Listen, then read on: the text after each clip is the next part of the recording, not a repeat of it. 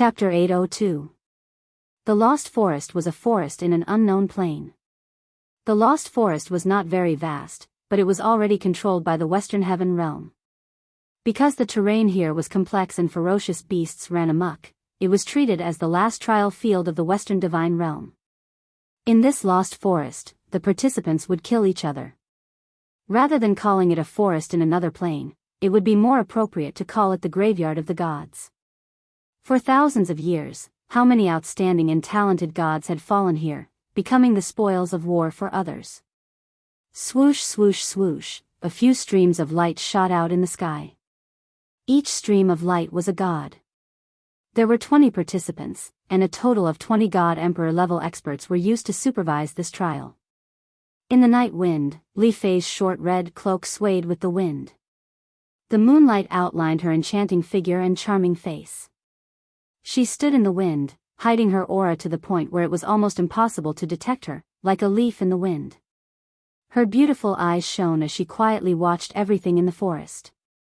The 20 participants had already spread out. Next, it was time to see how they would perform.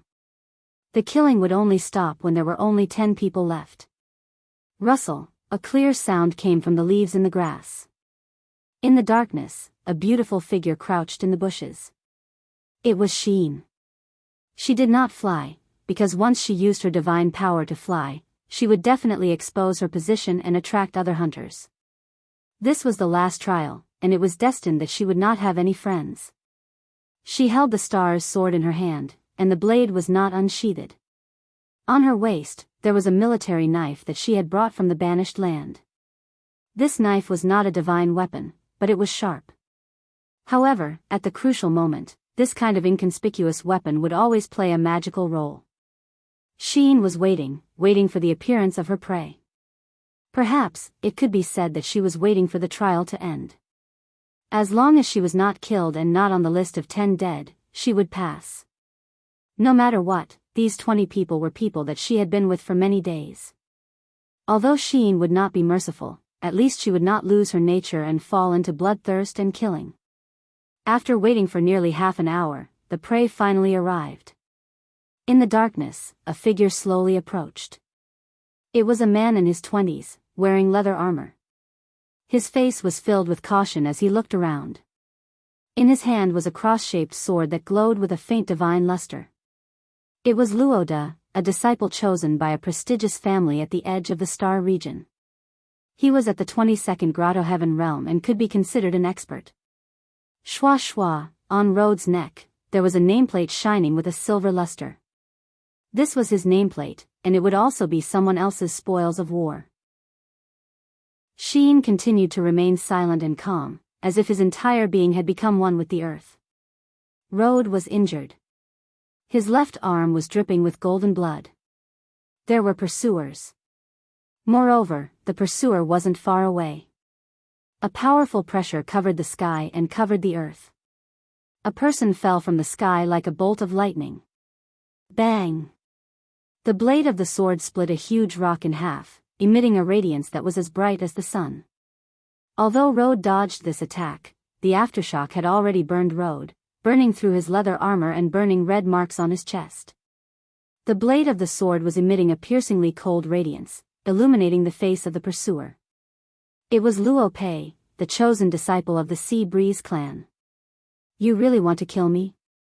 Rhode gritted his teeth, and his whole body trembled. If I don't kill you, how can I obtain the Battle Angel's blessing? Luo Pei tilted her head, and her face was filled with a smile. If you want to blame someone, blame it on your own incompetence. Rhode, see you in the next life. The blade of the sword trembled, and endless light energy surged into it, as if it was going to melt this godly weapon. Rhode's face was filled with horror and pain. Although he was also a cultivator between the 20th and 30th Grotto Heaven Realm, Rhode was completely powerless to resist.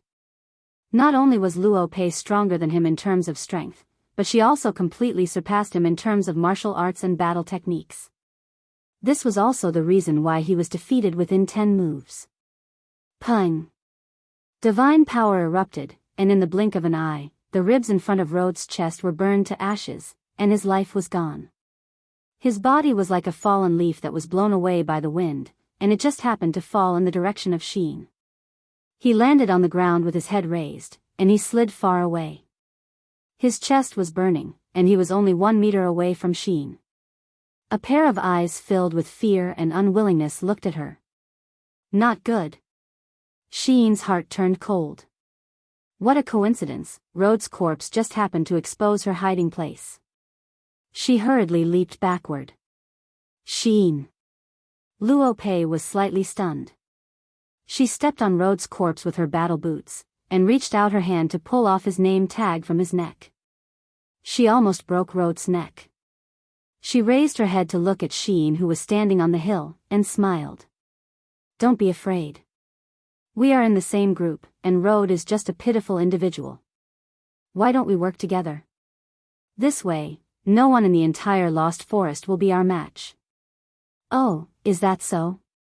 Sheen's expression was calm. Of course. Luo Pei spread out her hands, and smiled. You should have heard of our Sea Breeze clan, right? I don't know. Huh, no wonder. You were originally a lost god from the banished land. Luo Pei smiled. The Sea Breeze clan is located in the distant southern border, and has the ruling power of 104 galaxies. Under our clan's command, there are 7 regular legions, and each legion has at least 1 million people. If you are willing to work with me, I will recommend you to join our clan. With your potential, perhaps you can become a legion commander within 10 years. Is that so? Sheen seemed to understand something, and said, then let's work together. But, shouldn't you share your spoils of war with me as well? Oh. Luo Pei looked at Rhodes' name tag in her hand, laughed, and threw it out. Sheen caught it, and put it into the bag on her waist. She said, let's go and look for the next target. Okay. The two tacitly chose to walk side by side. Not long after, a powerful aura appeared in front of them, but it was not a participant, but a grizzly bear that was at least 10,000 years old. It's a mountain grizzly bear. Luo Pei suddenly crouched on the ground and said, don't underestimate this big guy. One slap is enough to shatter a god's aura, so we'd better be careful. One on the left, one on the right. I will bluff to attract its attention from the left, and Sheen, you launch a fatal blow from the right. Remember, it must be a fatal blow. We can't waste too much divine power on beasts. Okay. Sheen nodded. The two separated, and Luo Pei flew to the left, raised her sword, and burst into light. She laughed and said, hey, you idiot, come and eat me, if you have such a good appetite. Roar, roar, roar, the mountain grizzly bear galloped away. Swoosh. Sheen's figure turned into a stream of light, and the star's sword in his hand, which contained divine power, stabbed straight at the back of the mountain grizzly bear. But at this moment, a crack suddenly appeared beside him, and a plane crack appeared. It was the ability to travel between planes. A familiar voice sounded in his ear, but you are more terrible than the mountain grizzly bear. The burning sword light stabbed at Sheen's neck at an extremely fast speed. Just as Luo Pei said, humans were more terrible than beasts. The attack that he had been waiting for was actually reserved for his companion. However, Sheen would not simply believe the other party, as if he had foreseen all this. When Luo Pei's sword was about to fall, Sheen's body suddenly sank, and he barely avoided this fatal blow. At the same time, he raised his ankle and kicked Luo Pei's abdomen with a golden dragon crystal. Bang!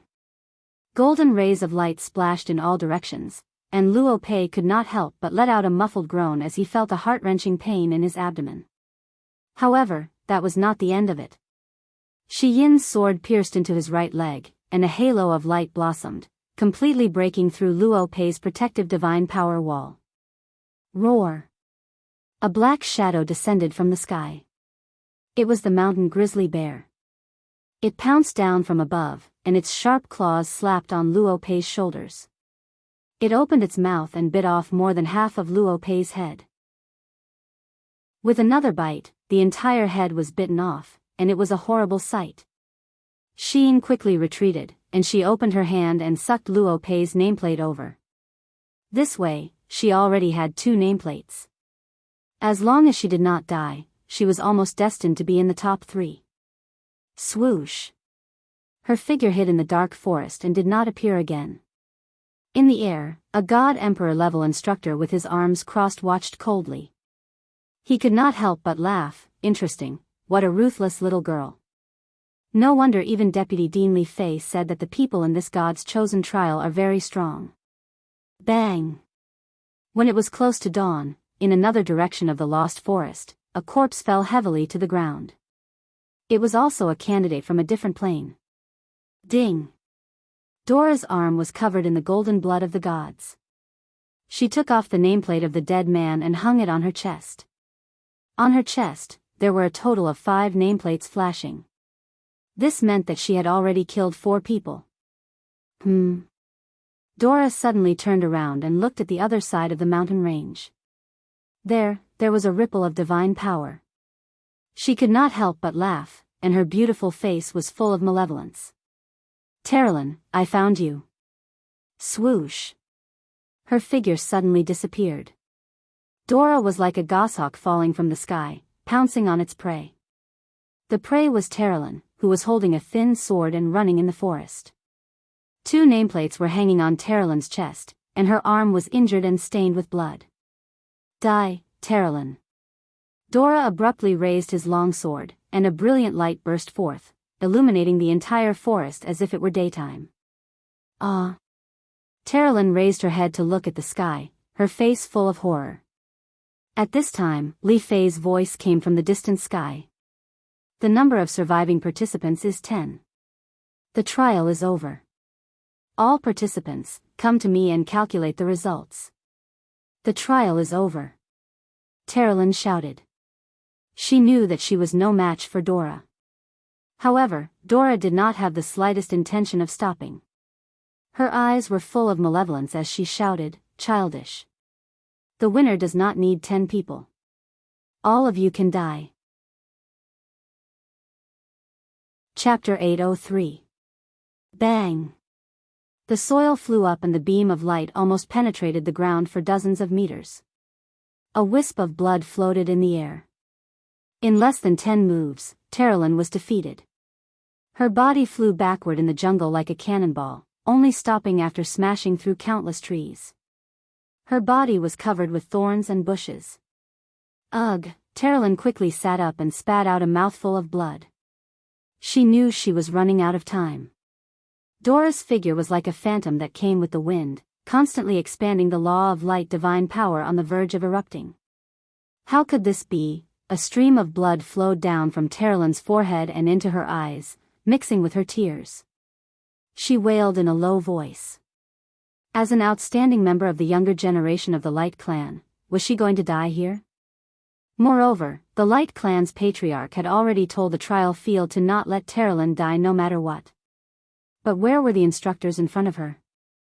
Hundreds of meters above the ground, Li Fei, Kulun, and the other instructors stood proudly in the air, overlooking everything in the forest. Their eyes were covered with a faint golden luster, which allowed them to see everything on the ground more easily. Are we really not going to help? Dora wants to kill Terralyn. If Terralyn dies, the old monsters of the Radiant Clan will never let us off. I heard that they dote on Terralyn to the heavens in the Radiant Clan. An instructor said. Li Fei shook her head. No, we don't have to help. Why? Kulun held a ball of light in his hand. Li Fei's lips curled up. These 10 people will all become battle angels, but there can only be one level 7 battle angel. Don't you want to see a winner between Dora and Sheen? This. Kulun's voice was cold. At the cost of Terralyn's life? That's crazy. Shut up, this is the will of the ruler. Kulun was silent. The light grew closer and closer, so bright that it was almost impossible to open one's eyes.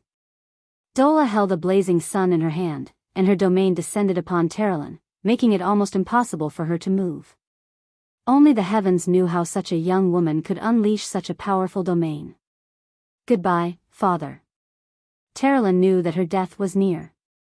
She closed her eyes, and her bruised body trembled slightly. Buzz. Dora raised this powerful ball of law of light and smashed it down, intending to destroy the entire forgotten forest. At this moment, a familiar voice sounded in Terrelyn's ears. Open your eyes and form a wall of light to protect yourself. It was Sheen. Terrelyn suddenly opened her eyes. She didn't see Sheen, but she found that she had escaped from Dora's domain.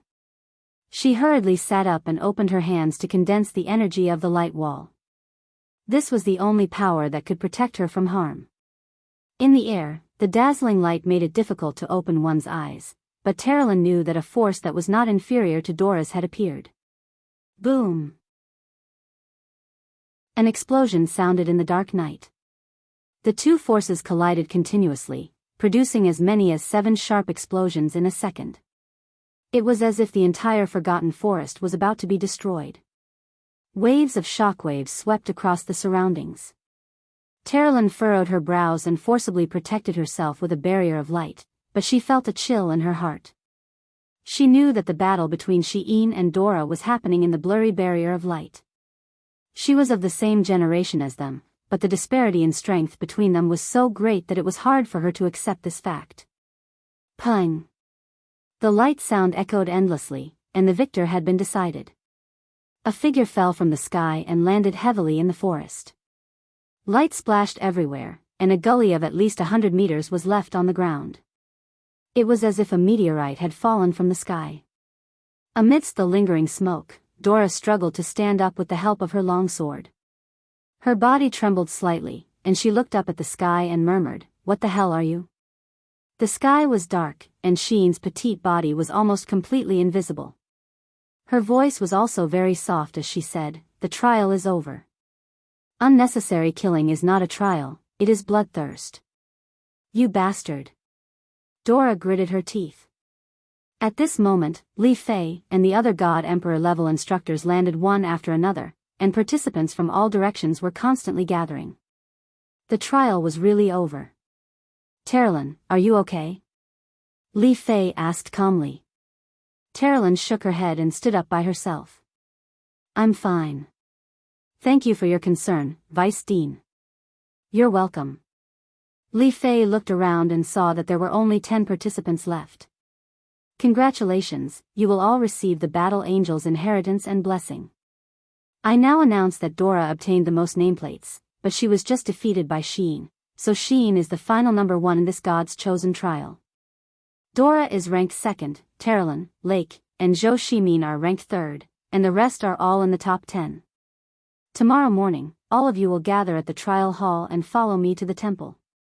The ruler will personally host the Battle Angel inheritance and blessing ceremony for you."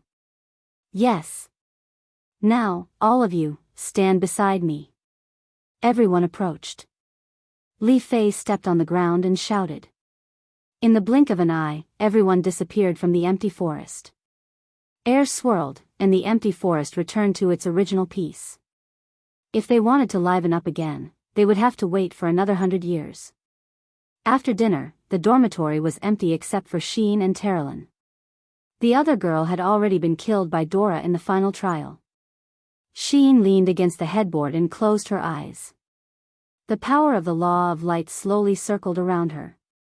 She was still cultivating. "Thank you, Sheen." Terrelyn, who was flipping through an ancient book, suddenly turned around and sincerely said, "If it wasn't for you, I'm afraid I would have been killed by Dora." Sheen turned to look at her. "No need to thank me. So many people participated in the God's chosen trial, and only 10 people were left. We should cherish each other. In the future, we won't have such a friendship again."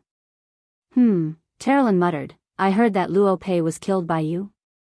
"Yes, he was courting death." Sheen's voice was calm. Terrelyn smiled. "Then, if you meet me before the top 10 are decided, Sheen, will you kill me?" Sheen looked at her indifferently. After a few seconds, she said, "In the Lost Forest, it's not that I can't feel your aura. If I want to find you, it's as easy as flipping my hand." Terrelyn was startled.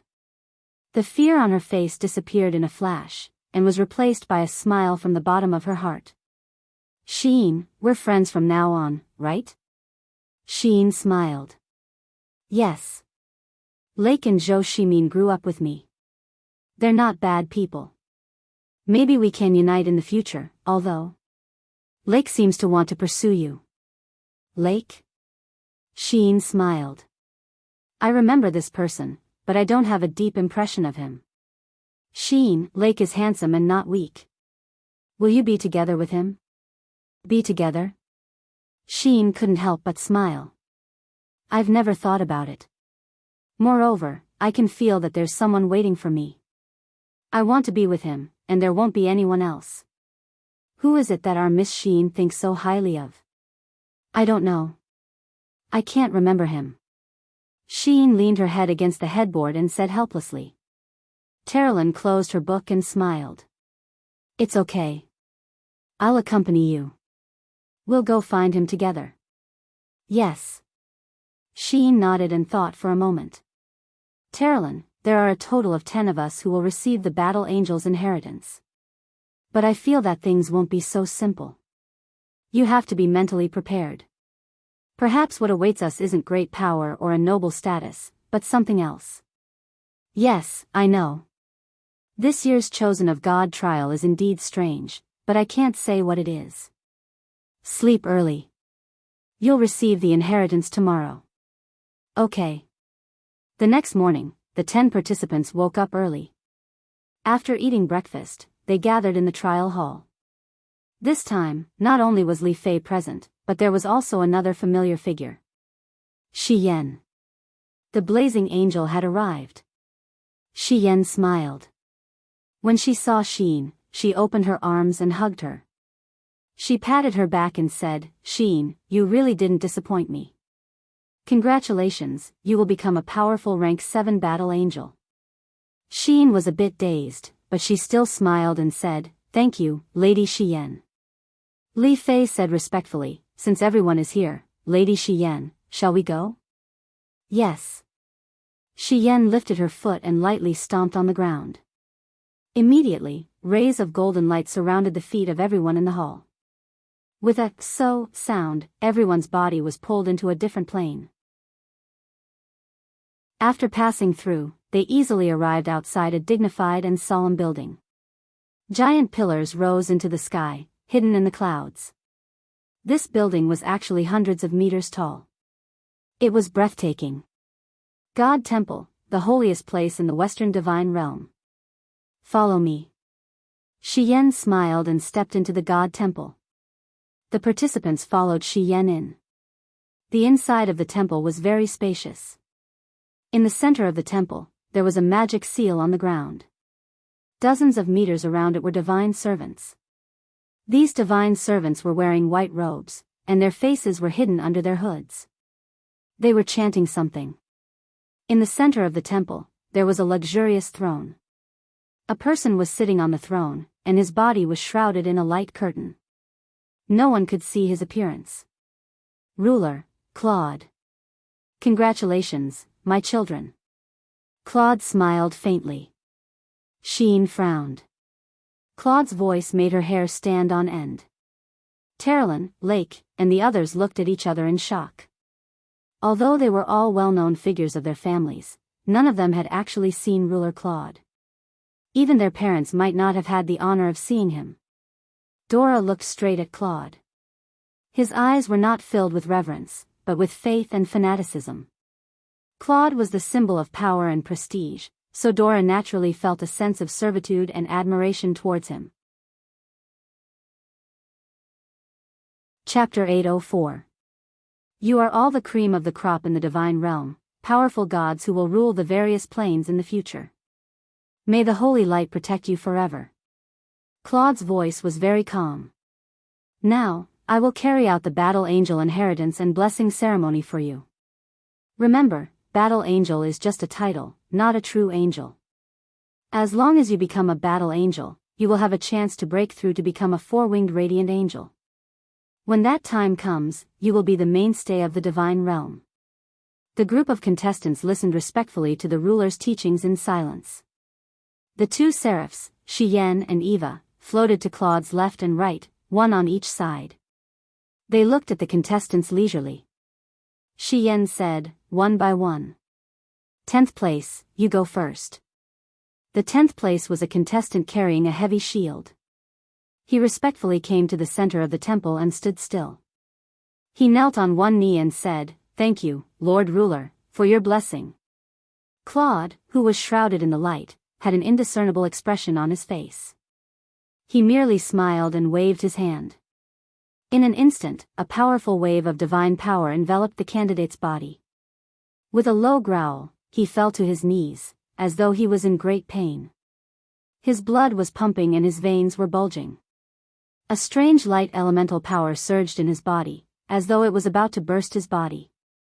Patter, in the sky above the temple, the thousands of statues gathered their palms together. Drops of holy water condensed together. Suddenly, a drop fell, falling straight on the contestant's head. Immediately, a golden light burst out. Ah, the contestant finally couldn't help but scream. His body twisted and struggled, and the shield in his hand repeatedly knocked against the stone bricks. About 2 minutes later, the light dissipated. He lay on the ground powerlessly, but a pair of blood-red light wings flickered behind him. He had received the inheritance. Blood-winged battle angel. The corner of Shi Yan's mouth rose. Eva said, "I still remember the scene when I received the blood-winged battle angel's inheritance. Ouch, it was a nightmare. It hurt so much." Cough, cough, Claude coughed behind him, signaling the two restless seraphs to focus on the ritual and not speak nonsense. In the center, the newborn blood-winged battle angel knelt on one knee and said solemnly, "Thank you for your blessings, Lord Juggernaut. I will do my best to dedicate my life to light and justice." Claude nodded. "Go, next." Number 9, step forward, Shi Yan reminded. The 9th place was a girl. She walked up a little awkwardly and knelt down on one knee to receive the inheritance just like the others before her. Soon, it was Zhou Shimin, Lake, and the others' turn.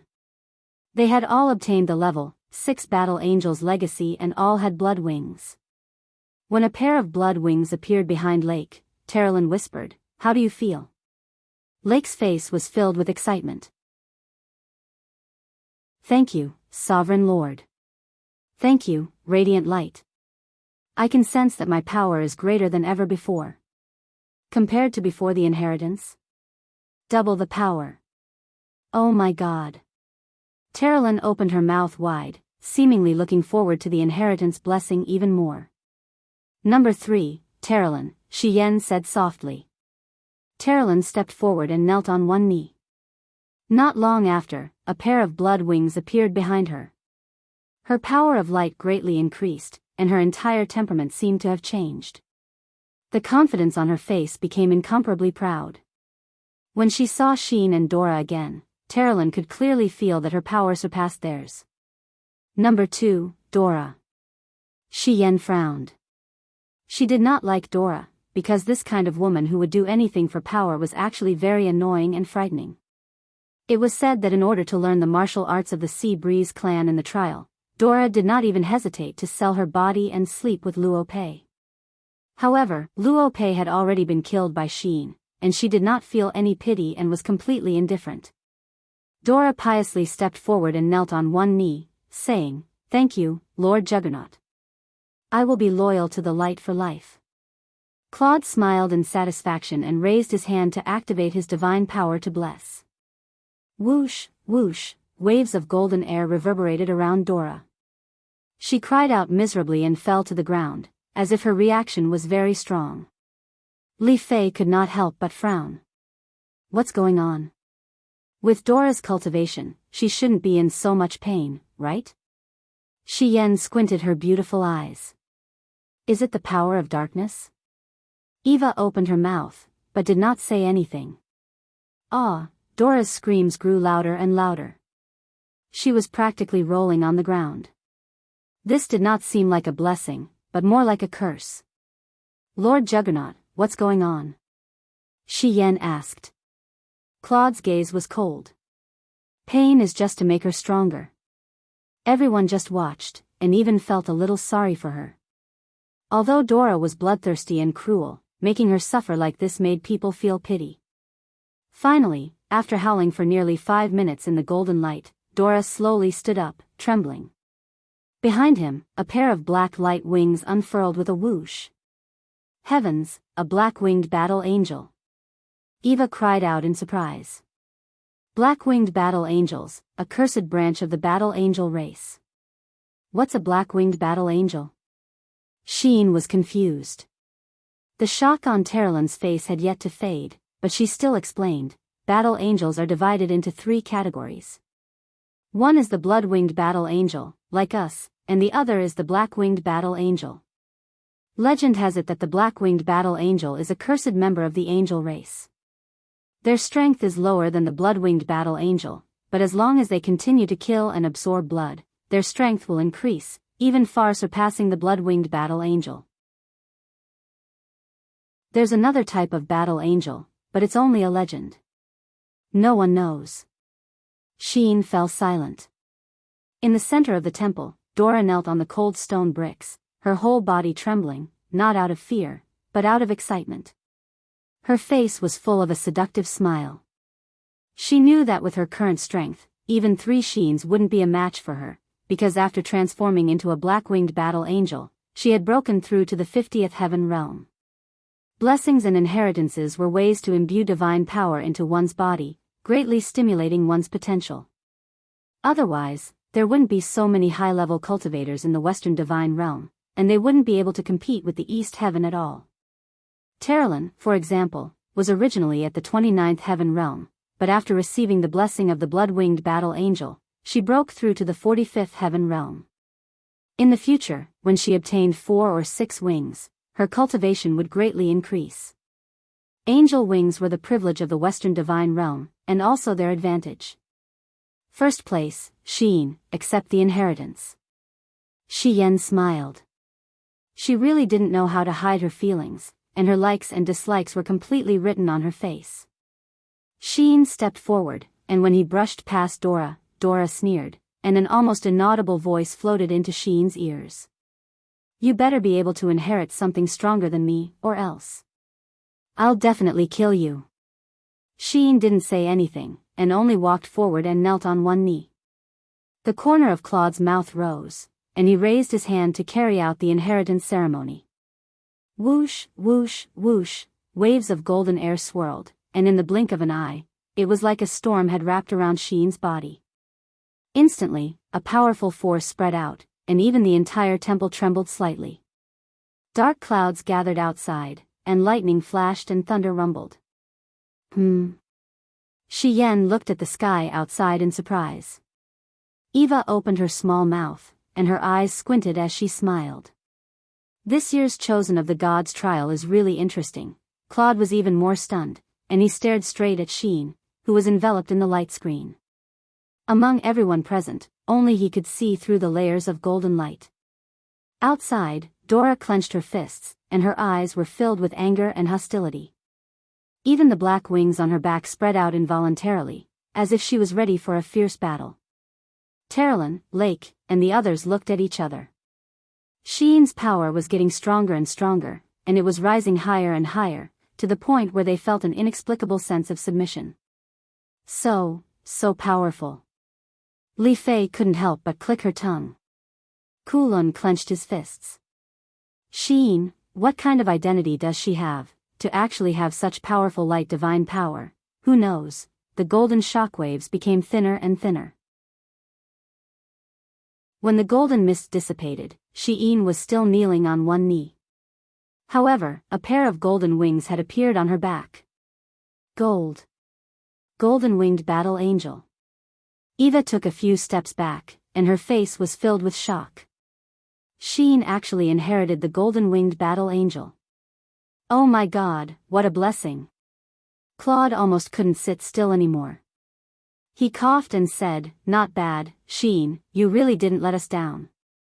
The first place of this year's Chosen of the Gods trial is actually the golden-winged battle angel." Very good. Terrelyn was dumbfounded. Lake murmured, "Sheen's aura is so powerful. She's at least at the 50th level of Grotto Heaven." Zhou Shimin's expression was solemn. What's a golden-winged battle angel? Instructor Kulun's face was full of excitement as he explained in a low voice. The golden-winged battle angel is the king of the battle angel race, superior to the blood-winged battle angels and black-winged battle angels.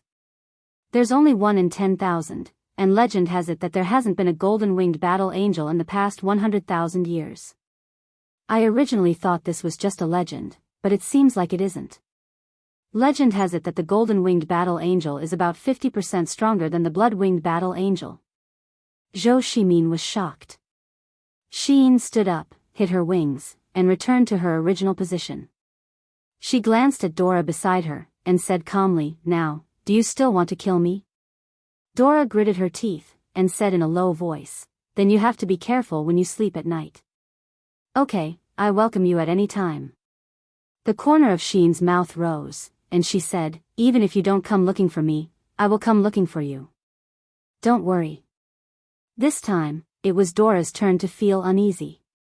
Being targeted by a golden-winged battle angel was not a good thing. Claude stood up, and his body was enveloped by a holy light. He smiled and said, "Congratulations, the 10 of you have become the cream of the crop among the battle angels. This time's chosen of God trial is not so simple.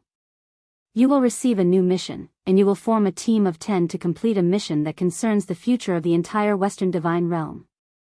You have 3 days to rest, and that's it. Sheen, you stay behind." "Yes, my lord." Chapter 805. The divine servants retreated with the lamps in their hands. In the blink of an eye, the hall was empty except for Claude, Sheen, Shiyen, and Eva. Sheen was a bit confused. "Ruler, why did you ask me to stay?" Claude calmly said, "You have the power of the Azura in your body. You should understand that, right?" Sheen didn't expect that Claude already knew about this. "Sheen." Claude looked at her with a gentle gaze. "People with the power of darkness in their bodies cannot become true angels.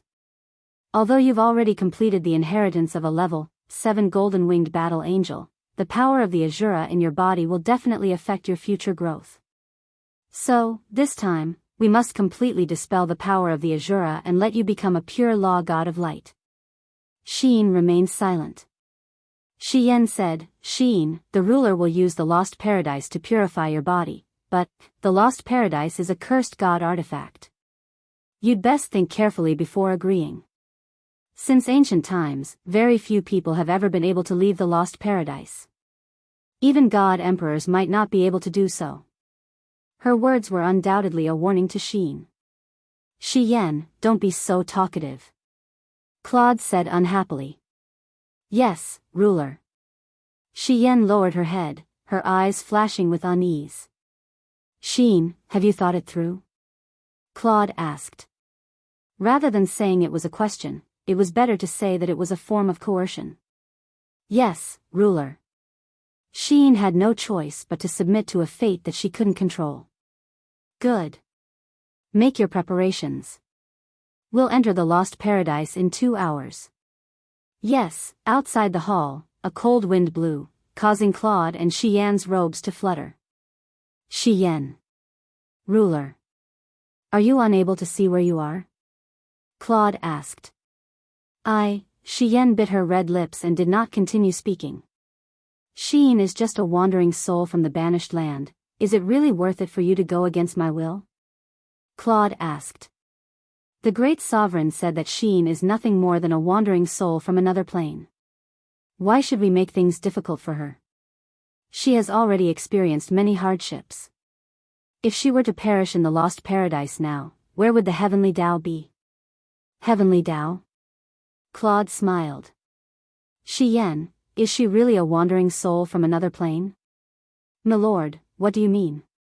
"Don't play dumb." Claude's voice was cold. No matter how Sheen tries to hide it, she can't hide her sharpness. The divine spark in Sheen's Ehai is an incomplete divine spark of the law of light. The ability she uses is called the Celestial Dragon Crystal. In all the planes of the universe, there's only one person who fits that description, and that's Qin Yin. Claude's eyes were full of cold light. He looked at Shiyen with his sword-like eyes and said, You are also a top expert with the cultivation of the 99th level of heavens. Can't you see this? Rather than playing dumb, it's better to say that you want to help Qin Yin, right? Shi Yan was at a loss.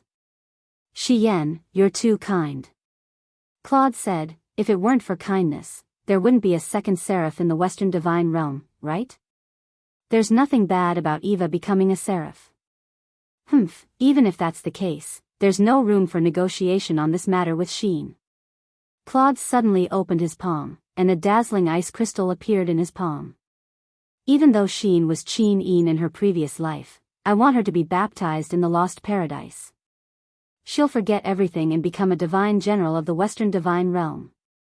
My lord, what are you going to do? Have you heard of soul forging? My lord. Shi Yan immediately knelt down, her face full of pity. Please have mercy, my lord. Once her soul forging, I'm afraid Sheen will never remember who she is. Please reconsider. Say no more. I've made up my mind. Claude said, if Sheen doesn't enter the Lost Paradise, then there's only one outcome for her. Her chief god divine core will be taken away. A wandering soul from another plane doesn't deserve the chief god divine core of the law of light. This chief god divine core can only stay in the Western Divine Realm. Shi Yan looked desolate as she murmured, then. I'll listen to my lord and let Sheen enter the Lost Paradise. That's right. 2 hours later, in the Great Hall. Sheen waited quietly. She had already changed into a new set of clothes that belonged to a battle angel. She wore a white shirt and a white skirt, and a cloak embroidered with golden edges. Even her collar was embroidered with a golden cross pattern of the Western Divine Realm. She stood there quietly, as beautiful as a perfect goddess statue. Sheen's looks are second to none even in the Western Divine Realm. Eva sighed. Claude couldn't help but snort coldly. As a blazing angel, you're actually so immersed in your appearance. I'm a woman, after all. A man like you won't understand. I don't want to understand either. Claude walked up and asked, Sheen, are you ready? Yes, Juggernaut. Very good. Claude suddenly opened his palm, and the Lost Paradise in the form of an ice crystal shone with a dazzling light. In the blink of an eye, it transformed and became as dazzling as a star. Claude said, all right, you can enter the Lost Paradise at any time. As long as you can survive for 3 days, the Lost Paradise will automatically send you out. Yes, thank you, Juggernaut. Wait, Sheen, Shi Yan suddenly said. Sheen was stunned. Lady Shi Yan? Don't call me lady, call me big sister. Shi Yan sighed. Sheen smiled. Big sister Hyan. All right, Shi Yan smiled miserably and said, come back alive. Sheen didn't say anything else.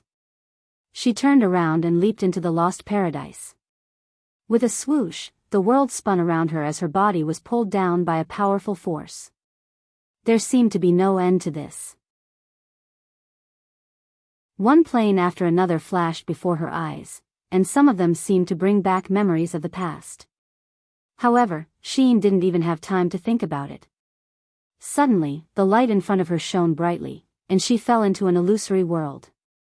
Everything around her was the color of blood, and she couldn't see anything. This is the Lost Paradise? She murmured. This is what the Lost Paradise looks like, Buzz. A ripple appeared in the illusory space in front of her, and a middle-aged man in a long robe walked out. His face was filled with benevolence, and he said with a smile, Xiao Yin, you're back. Behind him, the scenery continued to blur, forming into the shape of a majestic palace. There were also some guards in white robes and silver armor standing guard at the side. That was the Zhe Tian Palace, and the man in front of her was Qin Jin. However, Sheen didn't remember him at all. Who are you? She asked in a small voice. The middle-aged man smiled. After a long time, he said, I am your father, Xiao Yin. How did you get so far away? So far that Imperial Father can no longer see you. Sheen was stunned. Imperial Father? You? Who exactly are you? Qin Jin's smile was still gentle. Xiao Yin, don't wander anymore. Return to Yu's side. That's our home. My poor daughter, you've suffered so much. Don't wander anymore. Imperial Father will always be watching over you. His body was abruptly torn apart by time, and what replaced it was a vast expanse of fertile land. The sounds of battle rang out everywhere.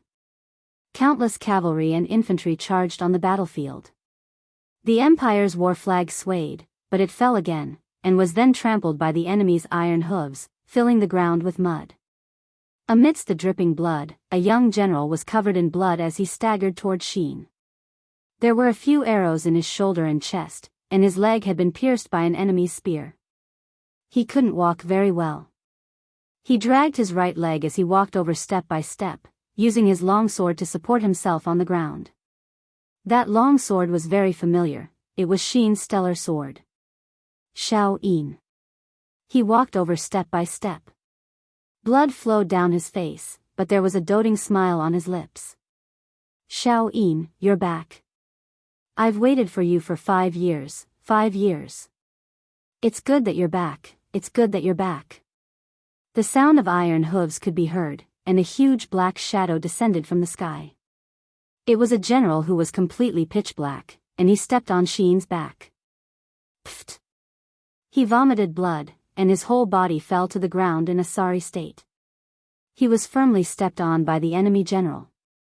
Xiao Yin. My Xiao Yin. Blood and tears flowed out of his eyes. He raised his head and looked at Qin Yin. Pfft! The enemy's spear pierced through his chest, and his whole body was nailed to the ground. Sheen's whole body trembled. She knew him. No. No. She shouted with all her might, but it was to no avail. The enemy general pulled out his sword and grabbed Sheen's short hair. The sword flashed, and blood spurted into the sky. The next moment, his head was already in the enemy's hand. No. Sheen knelt down, and his whole body was on the verge of collapsing. The scene was torn apart again. The surroundings were a sea of blood, and countless corpses were lying on the battlefield. Broken spears and halberds were scattered all over the ground, and the war flag was on the ground, soaked in blood. The Empire had failed. Sheen didn't know what the scene in front of her meant, but she felt as if her heart was being pierced by a sharp knife. Tears flowed down her face, and she knelt on the ground, sobbing bitterly. The lost paradise, the place where all the joy of the world was lost. What was the end of pain? It was heartlessness, and it was forgetting everything. Sheen's whole body trembled, and she lay on the ground full of corpses. She was like a drop in the ocean of desolation and loneliness. Suddenly sitting up, Lin Muyu sat up from the bed, sweating profusely.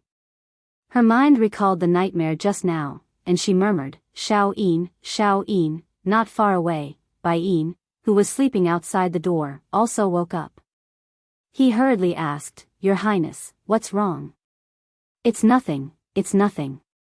Lin Muyu said softly, I just had a nightmare, it's just a false alarm.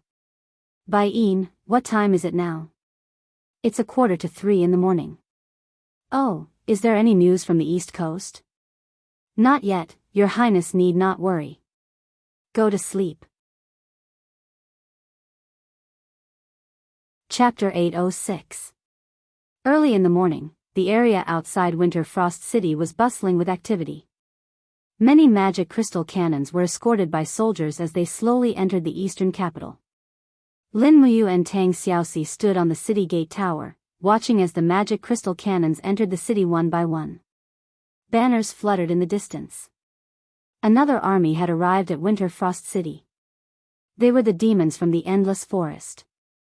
A Fox clan general galloped over on his horse, cupped his fists respectfully, and said, Princess Shi, we've arrived. Tang Xiaoxi nodded. Thank you. Where's Ling Hu Yen? The saint will be here soon. Set up camp 5 leagues to the south of Winter Frost City. Later on, the supplies department will head over to calculate all the demon army's needs and provide them to you. But if there's anything inappropriate, you can report to me. Yes, Your Highness. Feng Jixing looked at the demon army in the distance with a solemn expression, pursed his lips, and said, I hope that the demon's arrival will be able to turn the tides of this war. How many magic crystal cannons do we still have that haven't been shipped over? There's still quite a lot, Qin Xiling said respectfully. Prince Xian, you've also seen it. The magic crystal cannons that entered the city earlier are all huge cannons with a diameter of 80 centimeters. They are the most powerful among the magic crystal cannons we have. A single cannon shot can flatten a small mountain. Therefore, these magic crystal cannons basically require 10 short carriages to move. It's very labor-intensive. Otherwise, logically speaking, they would have arrived at the eastern capital 10 days ago. How's the situation with the defenses along the coast? Feng Jixing asked. Everything is in place, Qin Xiling said with a smile. We've set up enough magic crystal cannons at all the ports that can reach the coast. Their firing range can extend to at least 1 li out into the sea. If the enemy wishes to forcefully land, they'll have a taste of the prowess of the magic crystal cannons. All right. Feng Jixing smiled. I'm relieved now. I've already mastered the 9 heavens Vajra barrier. When should we spar? Use 50% of your strength. You've already mastered the 9 heavens Vajra barrier? Lin Muyu was stunned. Yeah. Feng Jixing's face was full of smiles as he muttered to himself softly. Suddenly, a faint golden wall of light surrounded his body.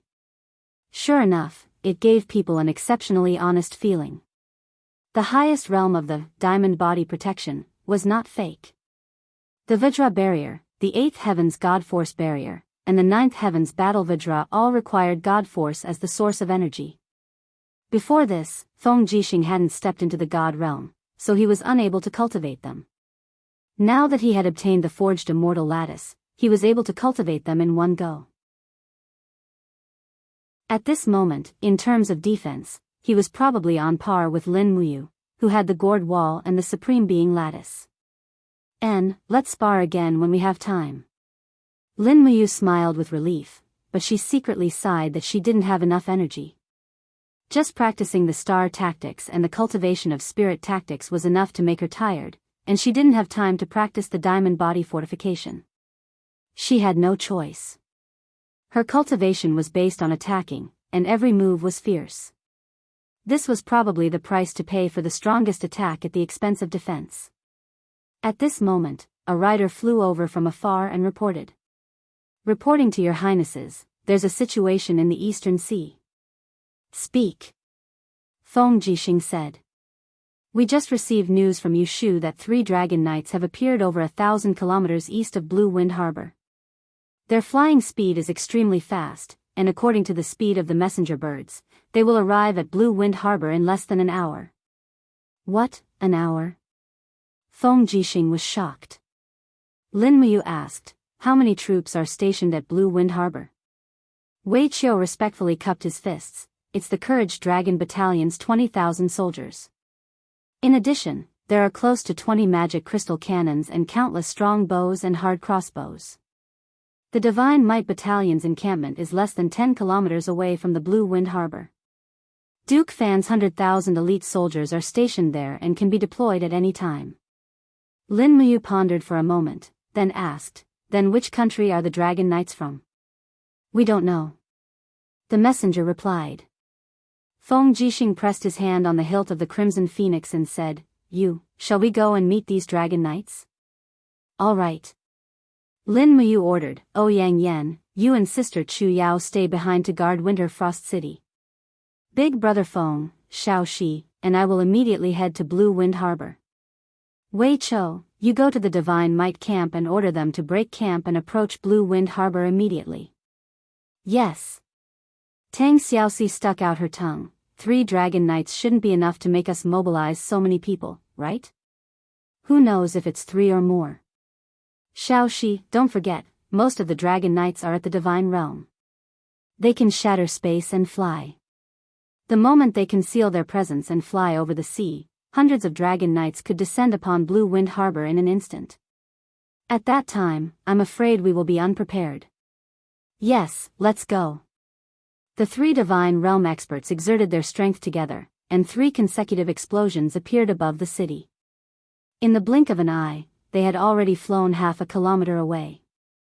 So powerful, Wei Chou, Situ Sen, Zhang Wei, and the others took a deep breath, admiring and envious. The Divine Realm, that was a supreme realm that mortals revere and yearn for. Blue Wind Harbor, a harbor that was built 5 years ago, had now developed into a small town. Due to the inconvenience of land transportation, many cities in Lingnan and North Ridge had switched from land transportation to sea transportation to save time and effort. There were countless cargo ships in Blue Wind Harbor, and at the same time, many imperial warships were stationed there. When Lin Muyu, Feng Jixing, and Tang Xiaoxi appeared in the sky above the harbor, they saw cavalry galloping past below. It was the patrol cavalry of the Longdan army camp. Their appearance for no reason added some desolate atmosphere to the harbor. Looking disdainfully at the people in the city, Tang Xiaoxi said, "Looks like the Dragon Knights haven't arrived yet." "Yes." Lin Muyu nodded and spread out her spirit pulse technique. She faintly sensed the direction of a few powerful auras and said, "On the sea, let's go there immediately." The 3 of them turned into 3 streams of light and headed straight for the sea. In the East Sea, a cool breeze blew, and the waves were unrestrained. Over 10 merchant ships slowly sailed on the sea, and numerous blood-red flags with the image of a bear hung on the merchant ships. With a single glance, it was obvious that they were the ships of the Darkstone Empire, but all of them were merchant ships, and there were only a few guards. In the sky above the merchant ships, 3 huge figures flapped their wings and flew high. Dragon Knights.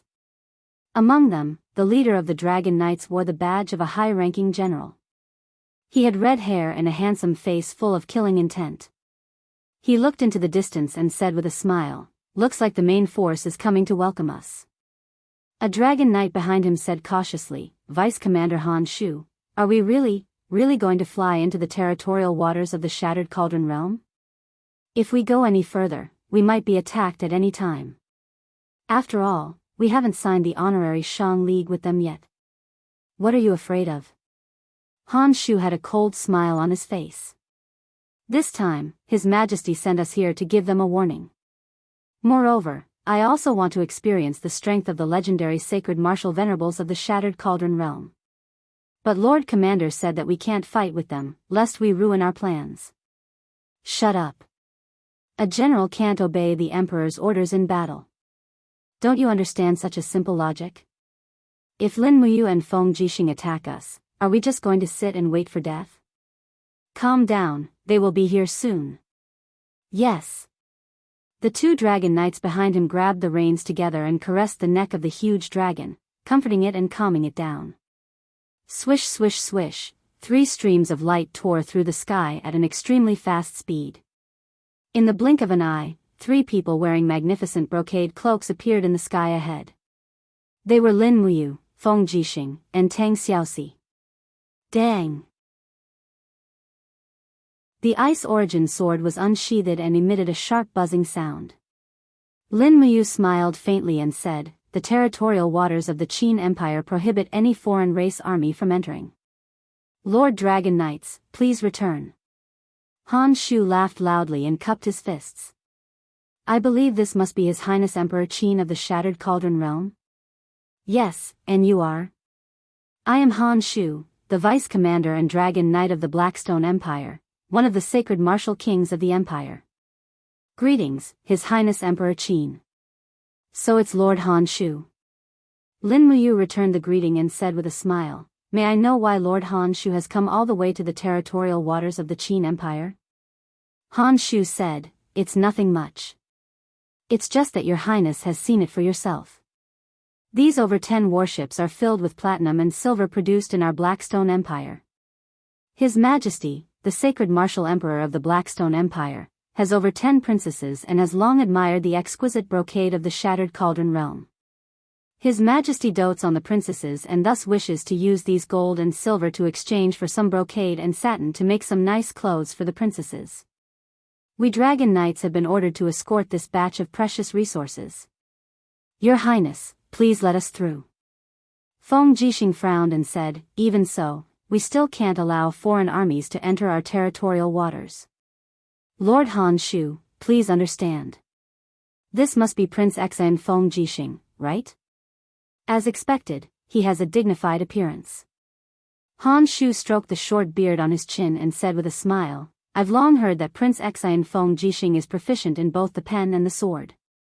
You're well versed in the laws of wind, fire, and thunder, and your peerless saber arts are unparalleled in the world. He narrowed his eyes.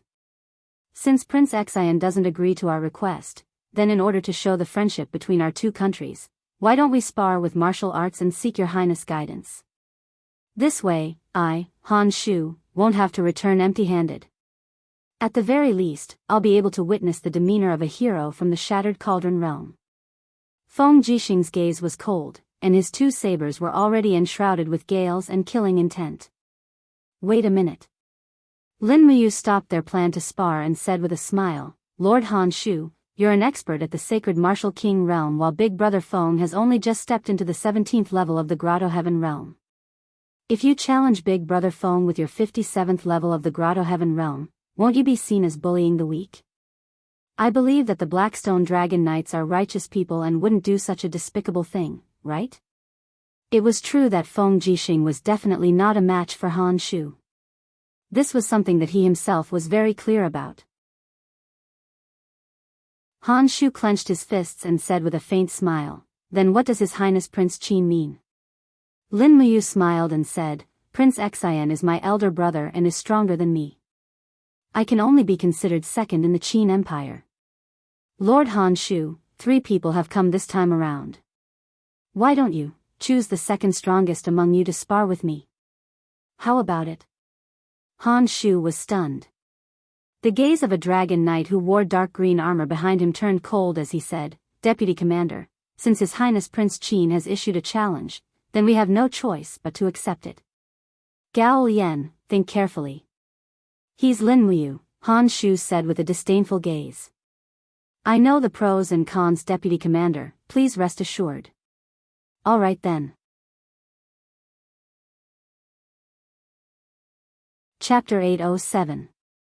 I am Gao Lian, the leader of the Black Rock Dragon Cavalry's 9th Squad.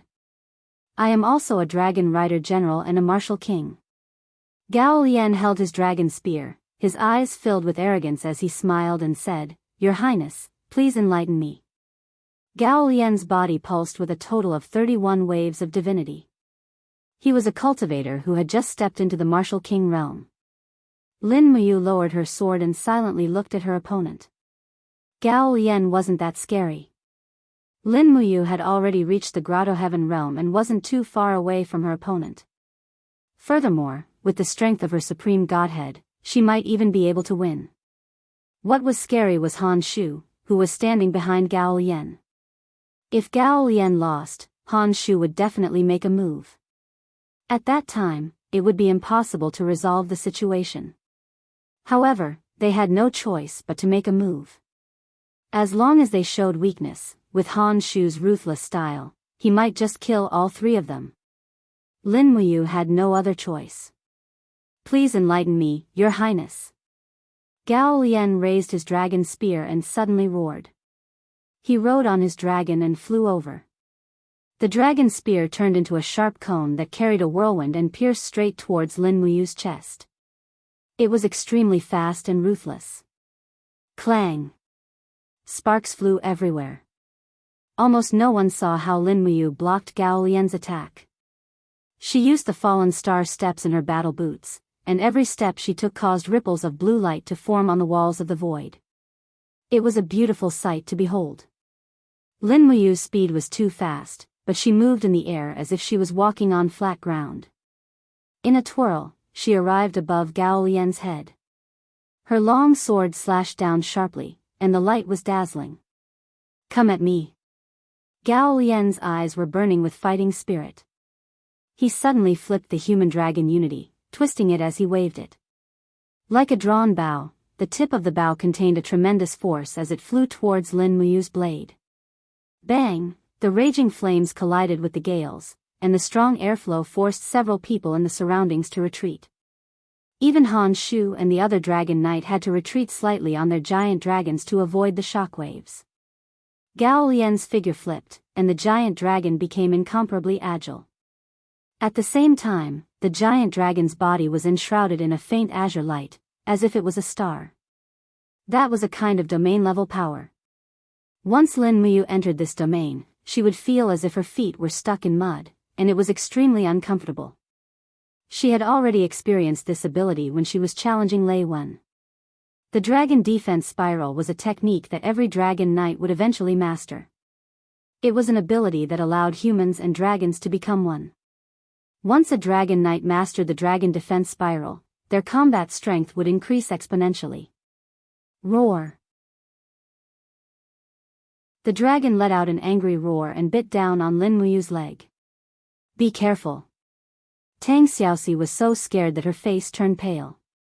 Crack! The giant dragon bit empty air because Lin Muyu actually increased her speed at the critical moment. She turned into a bolt of lightning and flew toward its master with the giant dragon's wings.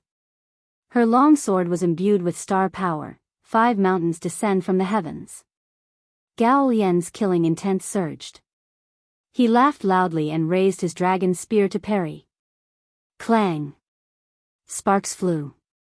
The two's strength was evenly matched, and the 5 mountains descend from the heavens was neutralized just like that. However, Lin Muyu's speed was faster, and her change of moves was also faster. As the sword in her right hand spun, her left fist was already covered in frost, and it directly hit Gao Lian's shoulder, icy jade frost. Pung! Gao Lian's entire body trembled, and a golden ripple surged out from his shoulder. The protective wall around his body was instantly shattered into pieces, and frost rapidly gathered on his shoulder. The numbing sensation was very piercingly cold, and his speed was also reduced. Wang! Lin Muyu's movements were smooth. After that punch, her body slanted, and her entire body was like a bow that was filled with energy. Her right leg was filled with the power of the law of ice, and it was still the power of icy jade frost. After Yang Li's law of ice cast immortal lattice was tempered, Lin Muyu's attainments in the law of ice had greatly increased. Every strike was forceful and powerful, and it was clearly not something that Gao Lian could withstand. Pung! Her battle boots kicked Gao Lian's neck without any hesitation.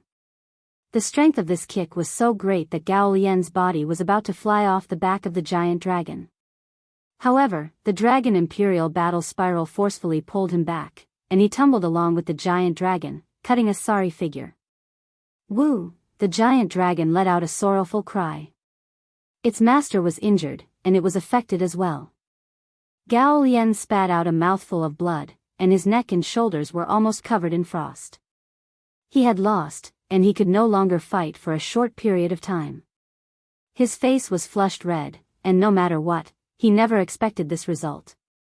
Lin Muyu's strength had already shocked him, but what truly made Gao Lian feel defeated was still Lin Muyu's fierce attack method and speed. That was a strength that far surpassed the strength that a martial venerable should have. Vice Captain, I. Gao Lian held onto the giant dragon in shame, and barely managed to not fall. Use the law of fire to dispel the frost. Han Shu looked at him coldly, and said, "This battle is not your fault. It is the opponent who is too strong." Yes, Vice Captain. Han Shu steered the giant dragon forward and smiled. The purpose of this spar is to make friends through martial arts. Thank you, His Highness King Qin, for your teachings to my subordinate. However, seeing that your Highness's cultivation is so impressive, Han Shu really can't hold it in anymore. Why don't your Highness give me some guidance as well? The aura in Lin Muyu's body was slowly flowing back, and she said with a smile, "Lord Han Shu, you must be joking. You're a martial king, and I'm a martial venerable. The difference is so great, and I'm no match for you." Han Shu laughed out loud. "Your Highness, you're too polite. Since that's the case, why don't we invite His Highness King Qin, His Highness King Xian, and Princess Shi to attack together? How about 3 against 1? 3 against 1? Feng Jixing was stunned. This Han Shu was too arrogant. However, he did indeed have the right to be so arrogant. After all, Han Shu was a super expert who was about to step into the ranks of divine emperors. Once he broke through to the 60th level of heaven, he would be a true divine emperor. Tang Xiaoxi's beautiful eyes narrowed, and she did not say a word. Lin Muyu also fell silent.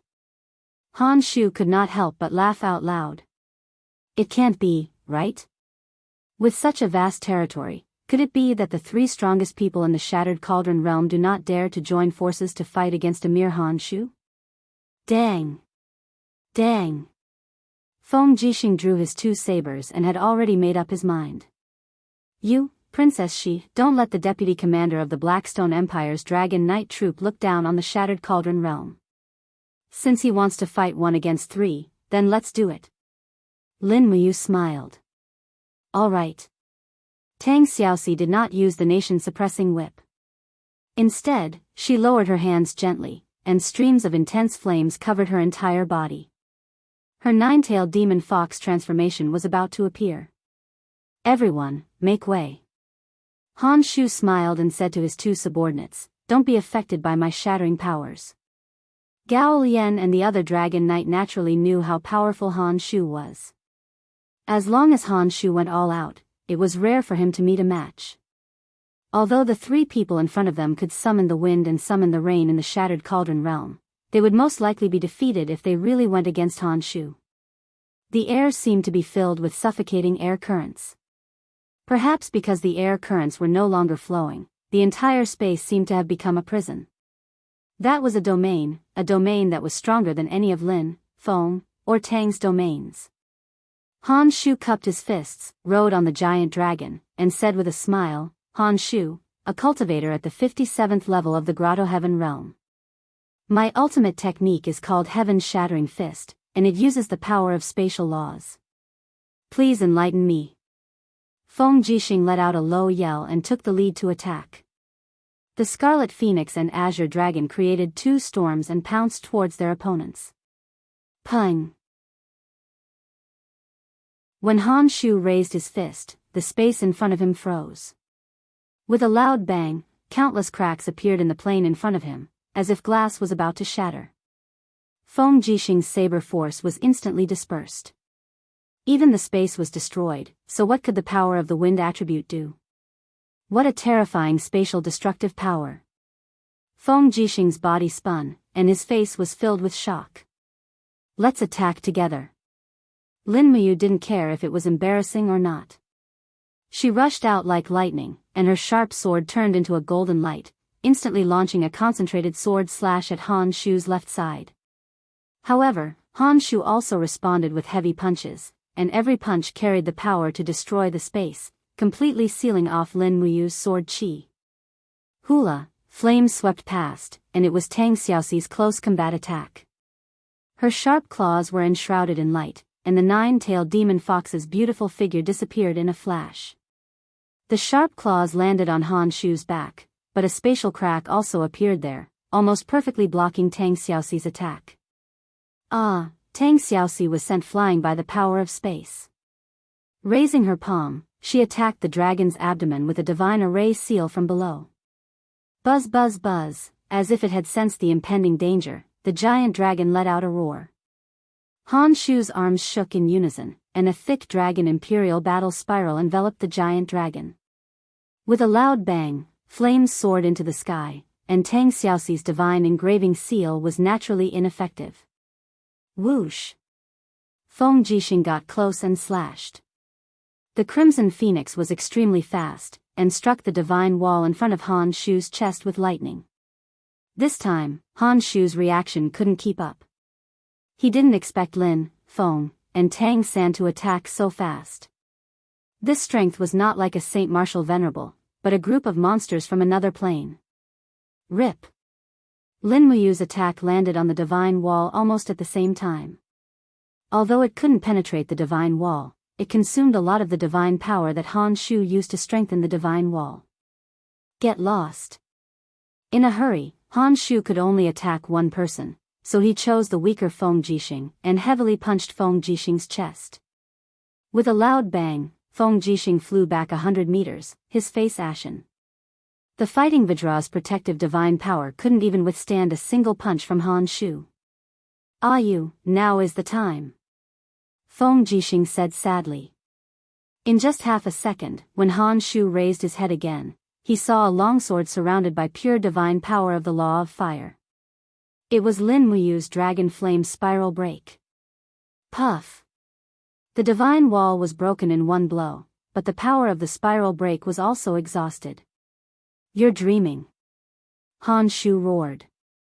Under the impact of the air wave, Lin Muyu's body seemed to be imprisoned. In the next second, Han Shu's iron fist landed on her abdomen, consecutively breaking the dragon blood battle shield and the wall of the gourd, causing Lin Muyu to vomit blood instantly. However, a golden vine wrapped around her arm, tightly wrapping around Han Shu's neck. Like a rubber band, Lin Muyu was pulled back in less than 2 seconds after being blasted away. A black arrow appeared in her hand out of nowhere, and she conveniently stabbed it into Han Shu's neck. Puff! Blood splattered, and Han Shu was instantly stunned. The divine power in his body was quickly blocked and drained away. In the blink of an eye, he almost lost all his strength. "Demon Heart Arrow, you!" Han Shu stared at Lin Muyu, dumbfounded.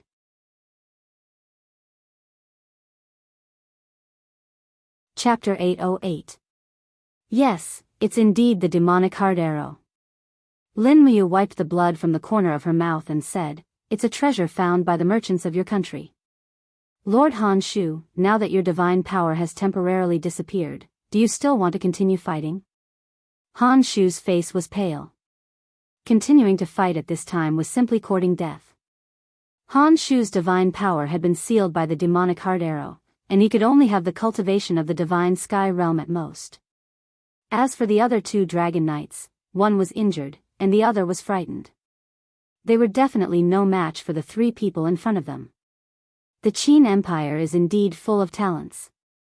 After Han Shu sat on the dragon's neck, he cupped his fists and said, "Thank you for your teachings, your highnesses, and Princess Shi.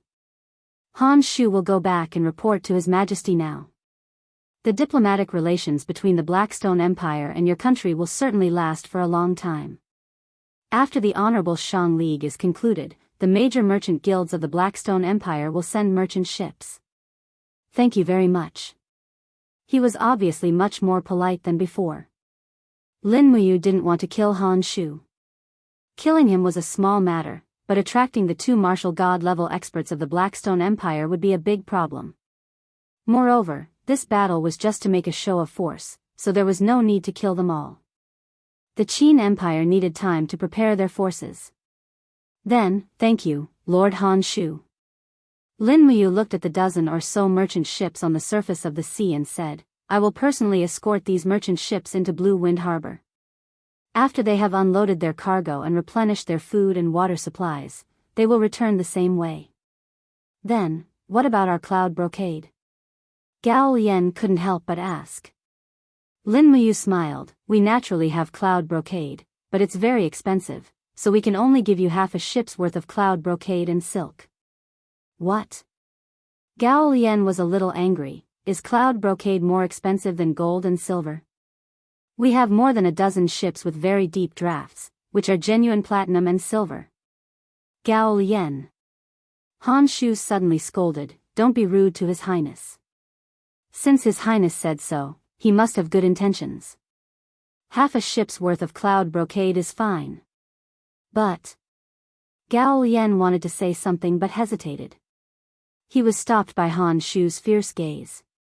"Then, we won't see you off," Lin Muyu said respectfully. "Goodbye."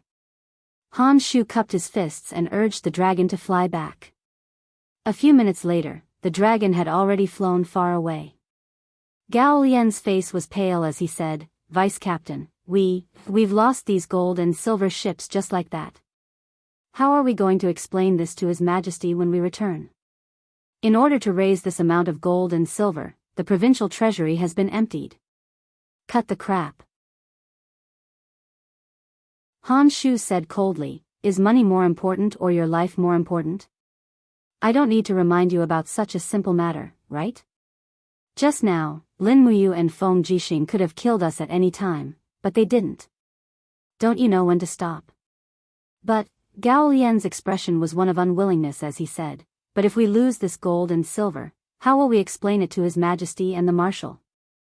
Just say that there was a sudden storm on the sea and all the merchant ships were destroyed. But, once the merchants who unloaded the goods return to their countries, this matter will definitely be exposed. Don't worry, they'll never be able to return to the Blackstone Empire. Han Shu's eyes flickered with a sharp glint. Order the 3rd Dragon Rider squad to wait on the islands along the way. Once these merchant ships return, kill them all without leaving a single one. All the merchant ships must sink forever in the sea. Yes, sir. Gao Lian's expression flickered with fear and reverence. In the afternoon, the fleet stealthily entered the port and was quickly received by a group of imperial soldiers. The soldiers of the Longdan army camp personally moved the goods. Watching the chests of platinum and silver being unloaded from the ships, Lin Muyu sat down on the dock, feeling very smug. She took a bottle of wine from an attendant and took a full gulp. A rich alcoholic fragrance immediately filled her mouth. The snowflower brew was as refreshing and sweet as ever. When did you learn to drink? Feng Jixing sat down beside Lin Muyu and asked for the wine. Lin Muyu gave him the bottle and said, drinking can keep out the cold and strengthen your courage. Ha ha ha. Feng Jixing drank a mouthful of wine and said, the great princess Yu actually wants to use wine to strengthen her courage? What a joke. I'll be the first to not believe it. Otherwise.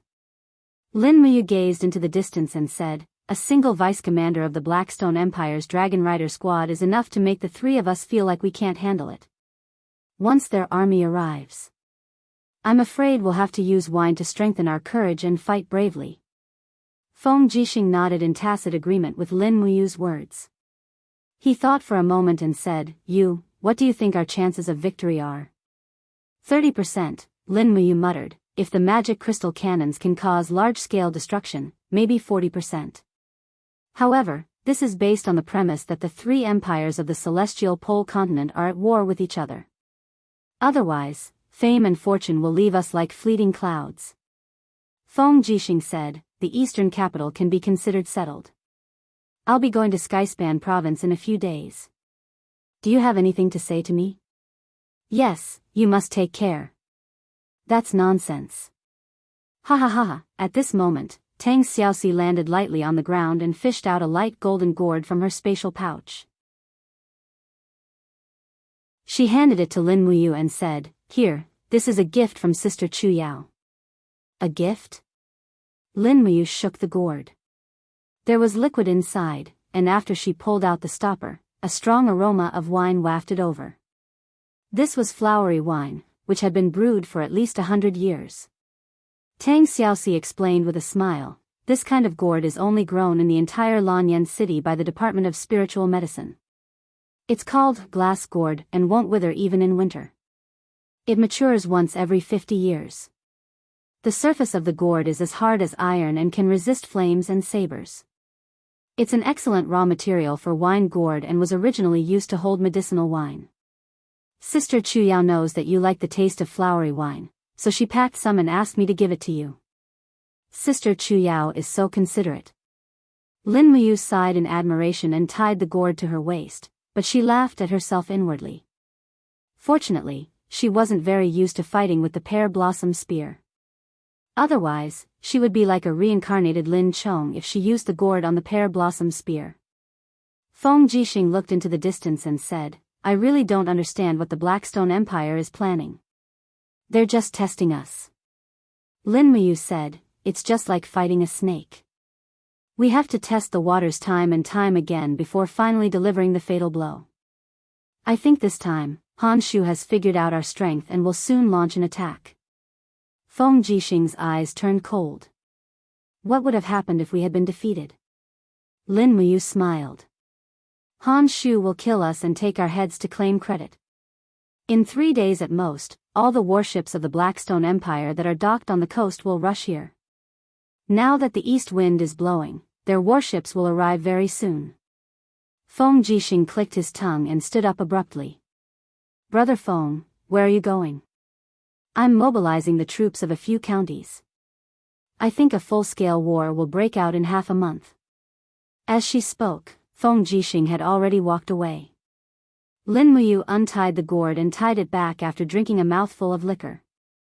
She also stood up and said, Shao Shi, let's go back to Winterfrost City. In the icebound pole, a barren grassland was gradually shrouded in snow and wind. This grassland was called the Green Plains, and was the warmest place in the entire icebound pole. Every year in the summer and autumn, the ice and snow on the Green Plains would melt, and the trees would sprout and bear some fruits, bringing some vitality to the land. But now, the Green Plains had been occupied by a dense demon army. Countless armor demons were digging the ground in search of potatoes, bugs, rats, and hibernating snakes to fill their stomachs. But even so, they still could not fill their stomachs.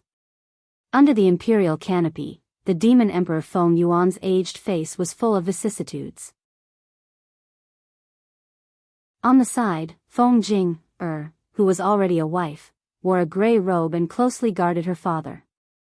Feng Ning, on the other hand, wore a snow-white robe and rode a warhorse to inspect the situation of the army.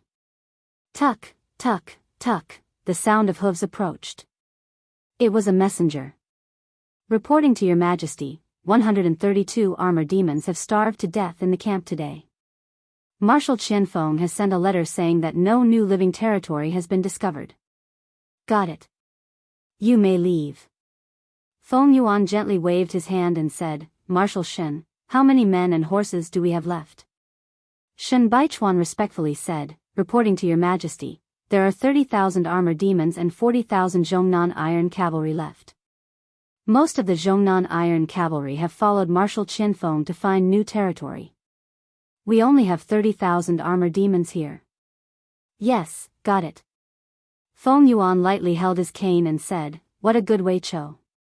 He forced us so badly. As long as Marshal Qianfeng finds a new territory, we will definitely make a comeback and make them pay with blood. Feng Ning, moved her red lips and wanted to say something but stopped. Ning, what's wrong? Feng Yuan glanced at her. Father, Ning thinks that the most important thing is to find a suitable place to live. Revenge is only secondary. We can't overturn the entire god race for revenge. Yes, Father knows what you mean. I know. Feng Yuan closed his eyes. He needed to rest. However, the moment Feng Yuan closed his eyes, a tyrannical aura appeared in the sea of snow in front of him. His body trembled. What's wrong, Your Majesty? Shen Baichuan asked. A strong enemy has arrived in the north. Prepare for battle. Yes. The armor demons raised their weapons and shields. Pairs of bloody eyes stared at the snow in the north.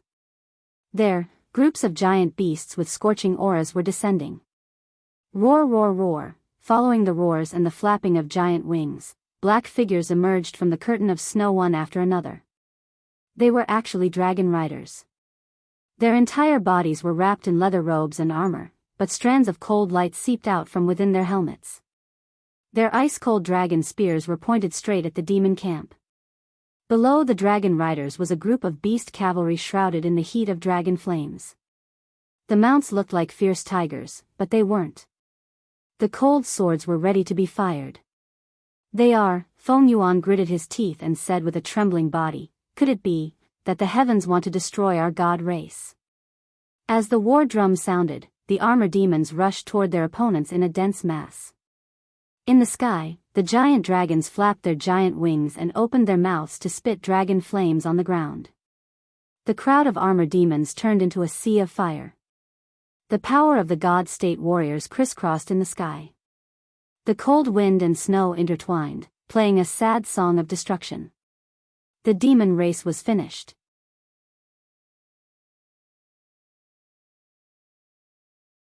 Chapter 809. Snowflakes drifted between the sky and the earth. The snowfield stretched as far as the eyes could see.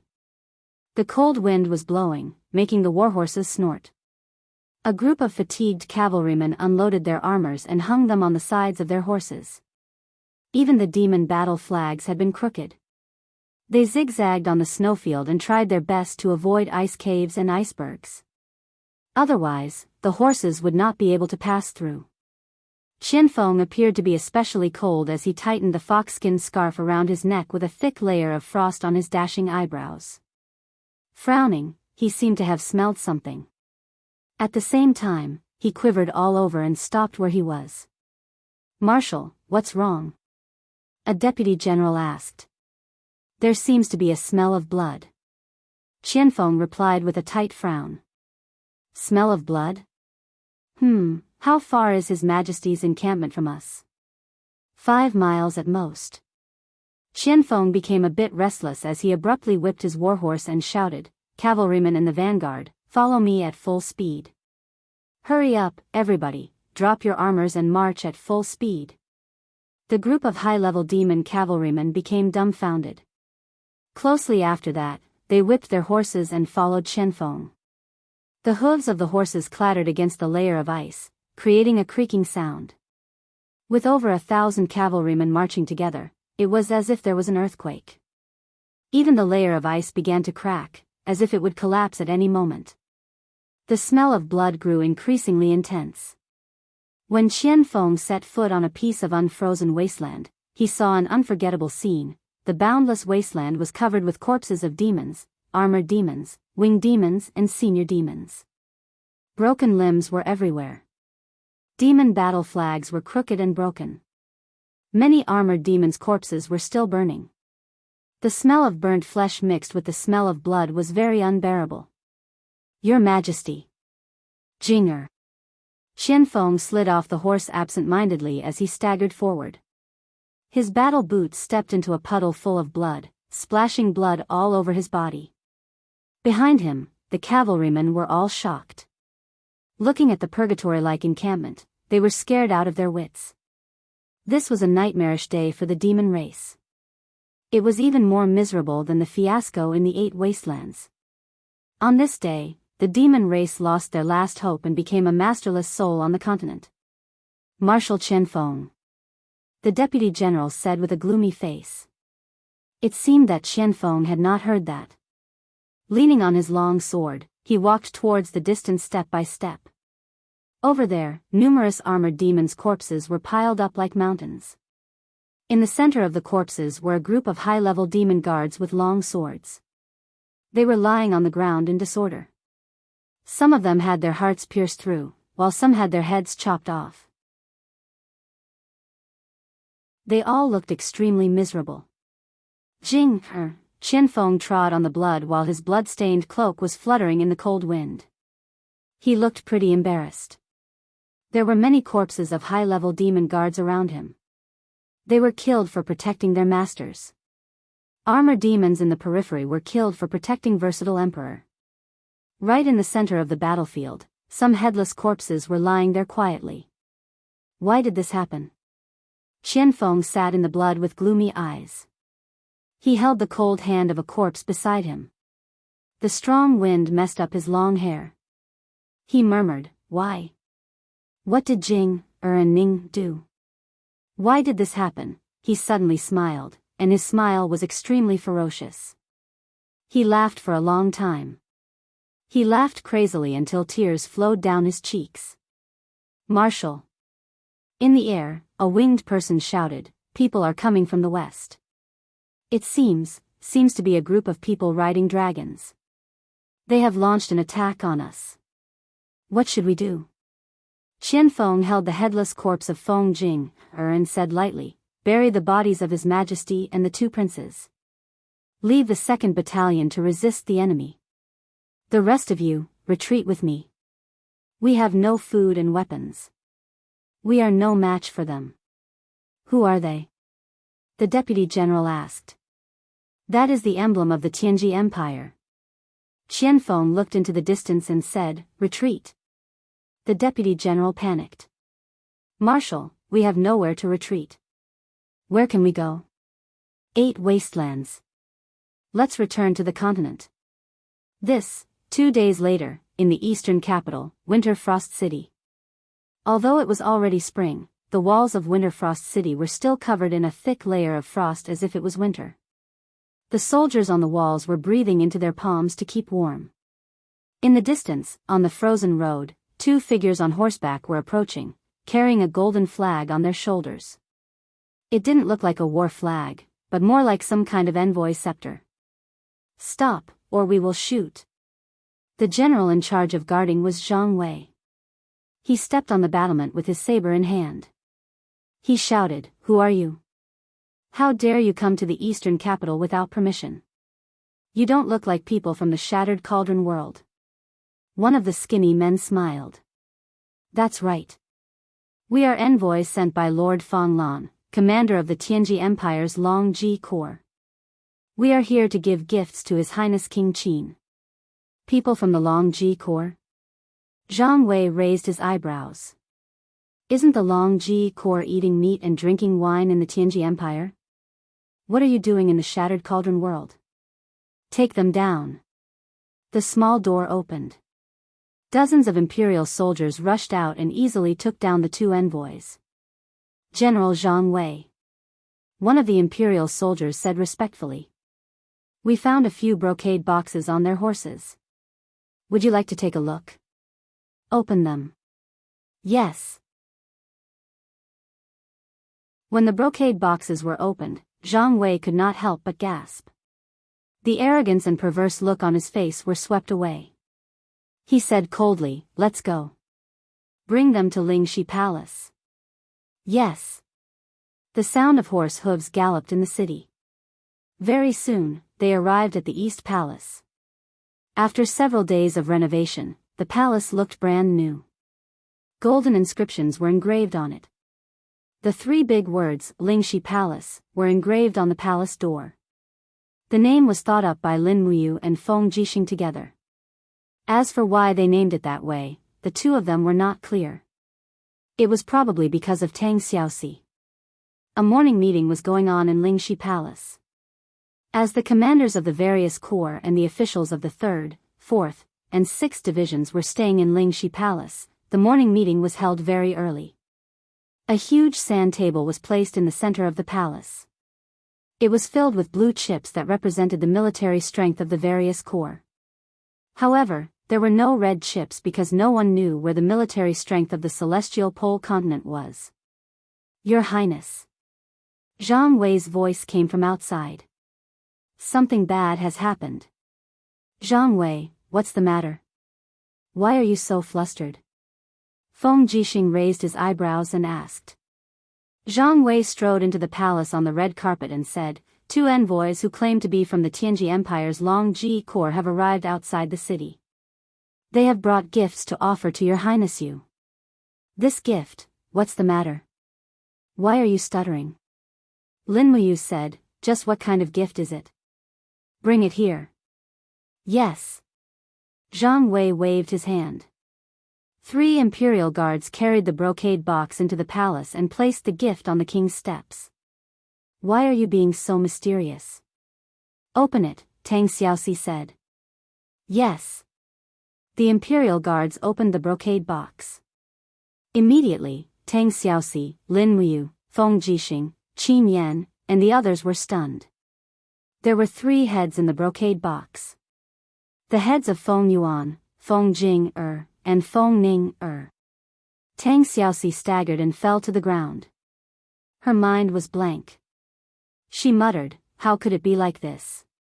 Her Highness Ning Who killed Her Highness Ning so cruelly?" She burst into tears. She had been trapped in the sky-reaching gorge of the Devil clan for so long, but it was Feng Ninger who had accompanied her all the time. Who on earth killed such a gentle and graceful girl so cruelly? Her Highness Ning Lin Muyu's heart was filled with bitterness. Feng Ninger's voice and smile were still vivid in his mind. He took a step forward and knelt on one knee in front of Feng Ninger's head. His voice trembled slightly as he said in a low voice, "Rest in peace, Ning, are you all right?" Feng Jixing looked at Lin Muyu worriedly, then looked at Tang Xiaoxi. He knew that when they were in Lanyan City, Feng Ning had expressed her admiration for Lin Muyu. This kind of feeling was indescribable.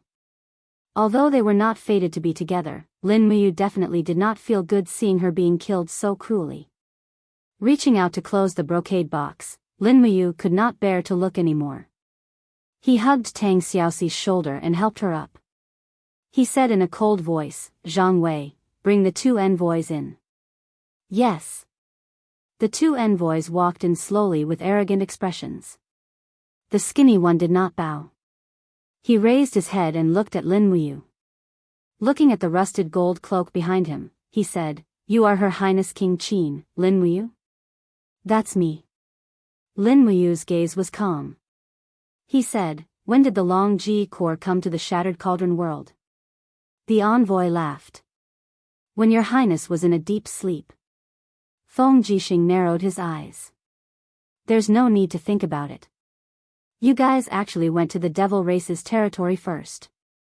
The Long Ji Corps must have come from the land bridge in the extreme north.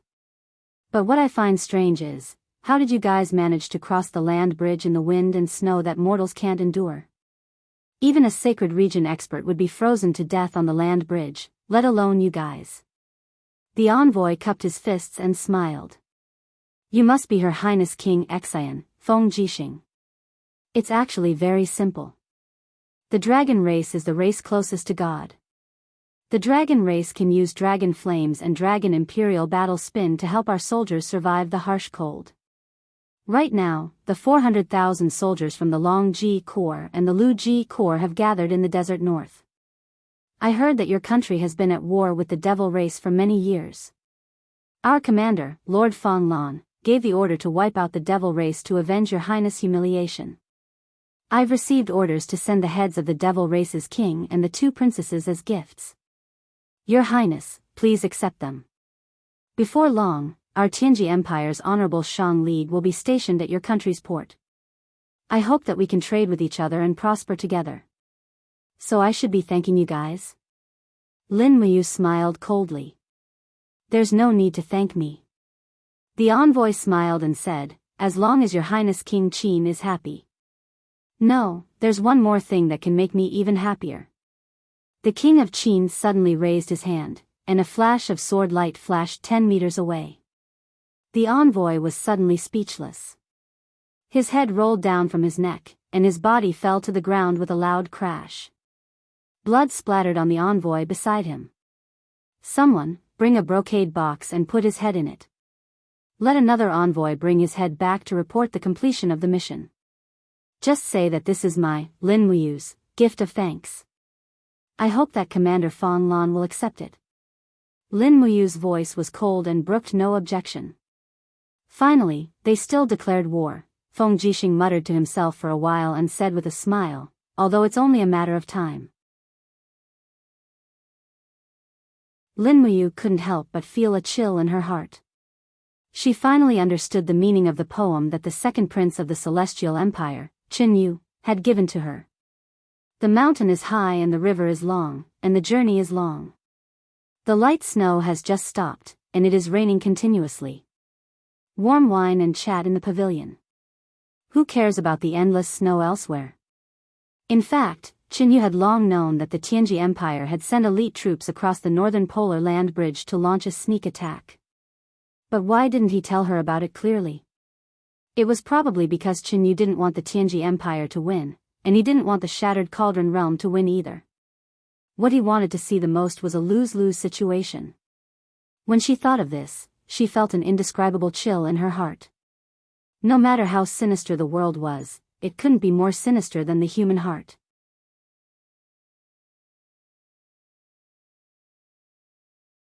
Chapter 8:10.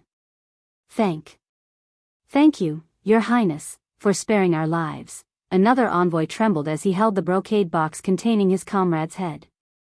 He retreated and ran away as if he was afraid that Lin Muyu would suddenly change her mind and order him to be killed.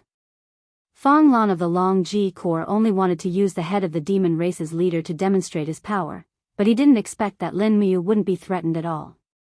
The entire Lingxi palace was silent. No one spoke, only the sound of the guards dragging the corpses away could be heard. Lin Muyu placed her hand on Tang Xiaoxi's shoulder and ordered, "Men, bring the corpses of Feng Yuan, Feng Jing, and Feng Ning, down and bury them outside the city. Follow the etiquette of an emperor and bury them together with the dukes and nobles of Winterfrost City in the royal mausoleum." "Yes, Your Highness." The officials were silent. Only one person raised his head. It was Zheng Yifan. He said respectfully, "Your Highness' actions just now were inappropriate.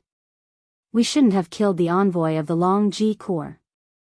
I'm afraid that the Long Ji Corps will soon march south."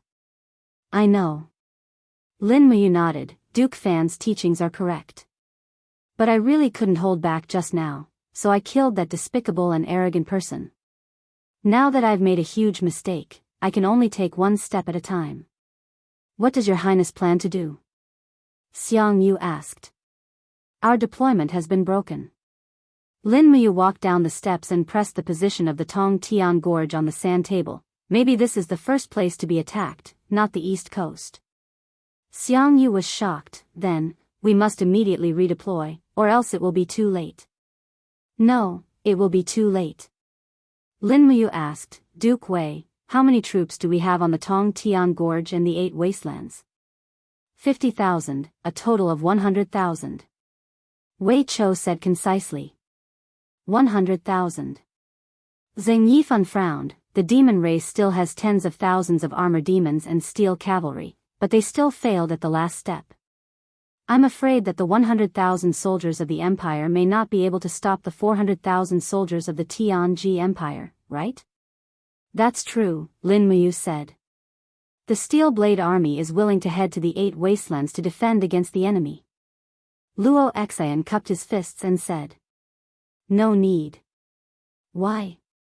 "Just now, the envoy also said that there are 400,000 soldiers of the Tianji Empire. What he said might not be true." Lin Muyu took a deep breath and said, "I've been to the icebound pole once, and it's indeed very cold. Mortals can't withstand that kind of temperature at all. The Continental Bridge is actually the continental shelf that connects the 2 continents. Although it's flat ground, the temperature is too low, and there's no food there. There are glaciers everywhere, and chariots can't pass through it all. Let me ask you, how could the 400,000 troops of the Tianji Empire cross the Continental Bridge? The Tianji Dragon Riders only have around 210 people, and they still need to leave some Dragon Knights behind to guard the border.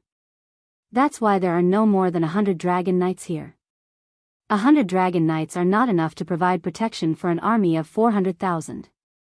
He frowned, and said, "According to my estimation, the Long Ji army will at most have 20 to 30,000 people. It is impossible to have more, but there might be more than 100 Dragon Knights. It is more troublesome."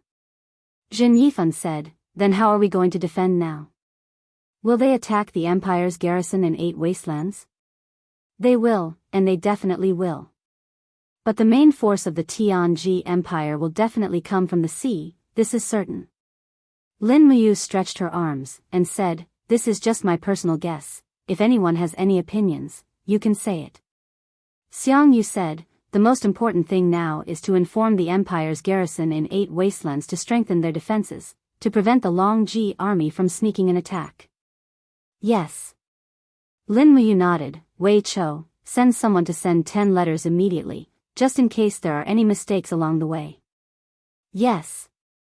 "Other than that," Lin Muyu muttered, "pick 10,000 elite cavalry from the Longdan army camp, bring magic crystal crossbows, and set off as fast as possible to reinforce 8 wastelands. I will go personally." "What?" Zheng Yifan was stunned. "Your Highness, you are the commander-in-chief of the 3 armies, you can't go personally." "It's all right, Master Fan." Zheng Yifan frowned, but Zhen Fang smiled at the side. "Father, it's all right. Your Highness is skilled and bold, and the Tianji Empire has sent out the Dragon Riders. I'm afraid that only Your Highness can go to 8 wastelands personally to control the situation." "Yes, that's the only way. Jin Yifan cupped his fists. Your Highness, please be careful.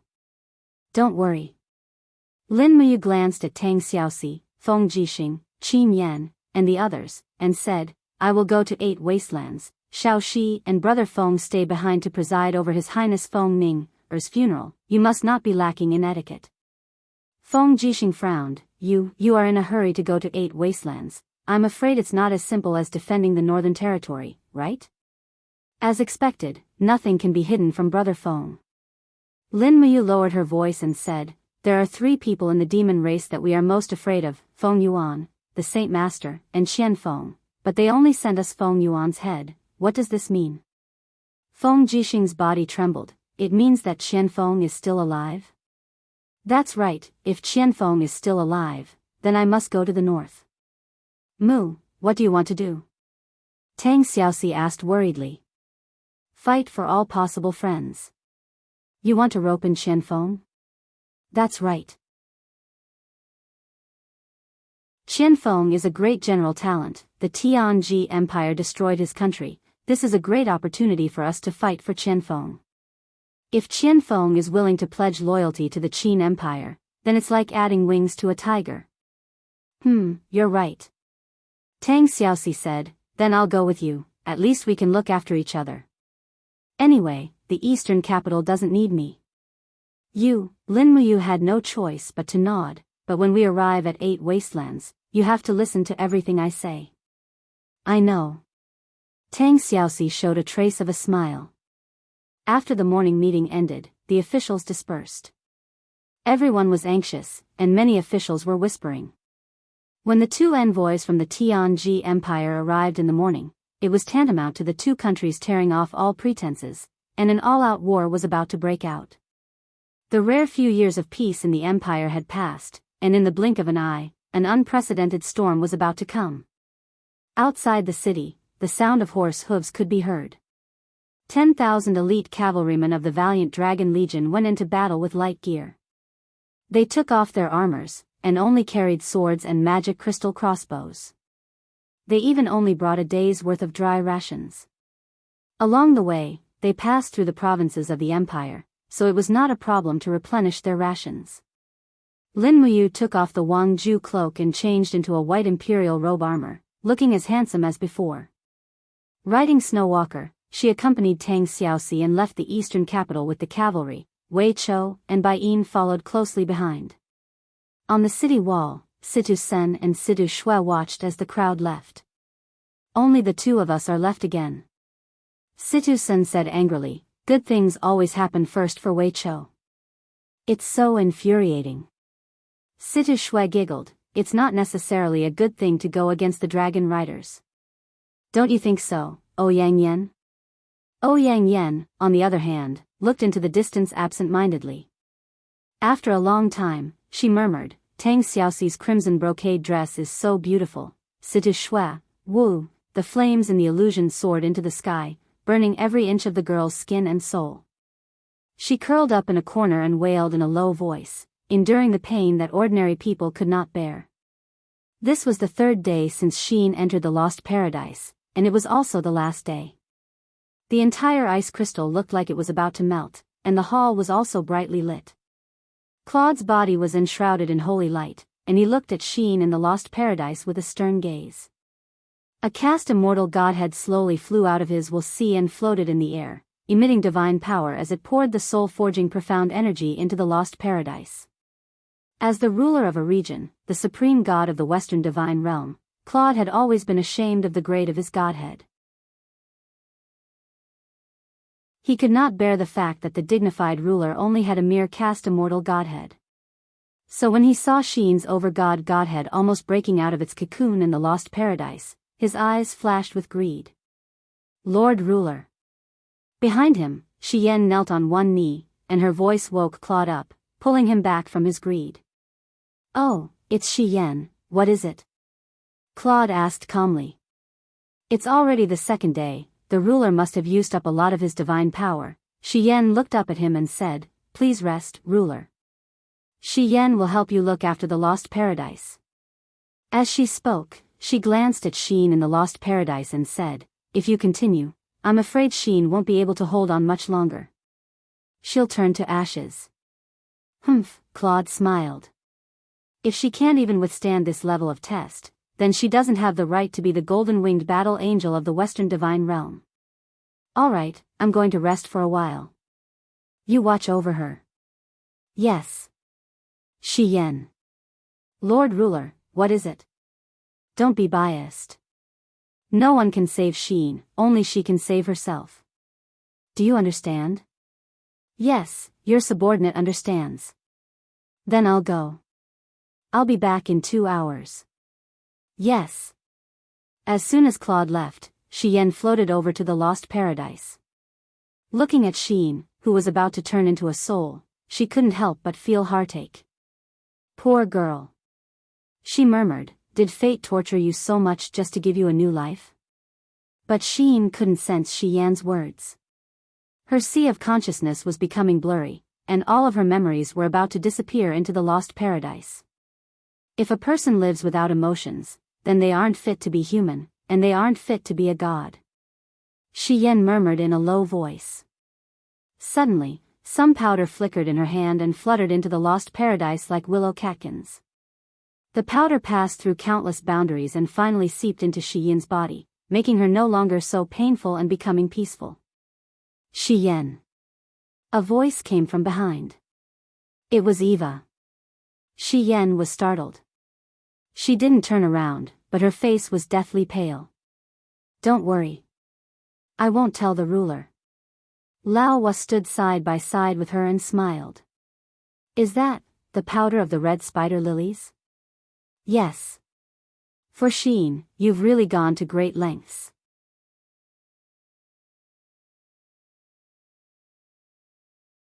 Chapter 8:11. The fire grew fiercer and fiercer, and the entire Lost Paradise had become a sea of crimson flames. Sheen's body had disappeared, and only a few rays of light could be seen floating above the Lost Paradise. That was the power of her soul. Her soul form was already being reconstructed. Swoosh swoosh swoosh, outside the hall, radiant angels, strength angels, and energy angels spread their wings and landed. They could feel that Claude's aura was becoming chaotic and violent, so they released their divine power and slowly gathered it into Claude's body. Claude immediately calmed down, and his aura became calm. The crystal in his palm slowly trembled, and the edge of the Lost Paradise was showing signs of cracking. However, he did not stop, continuing the final process of forging his soul. Shi Yan stood behind Claude, not saying a word, her beautiful face full of worry. Outside, the night was deep, and the moon was getting higher and higher. It was almost midnight.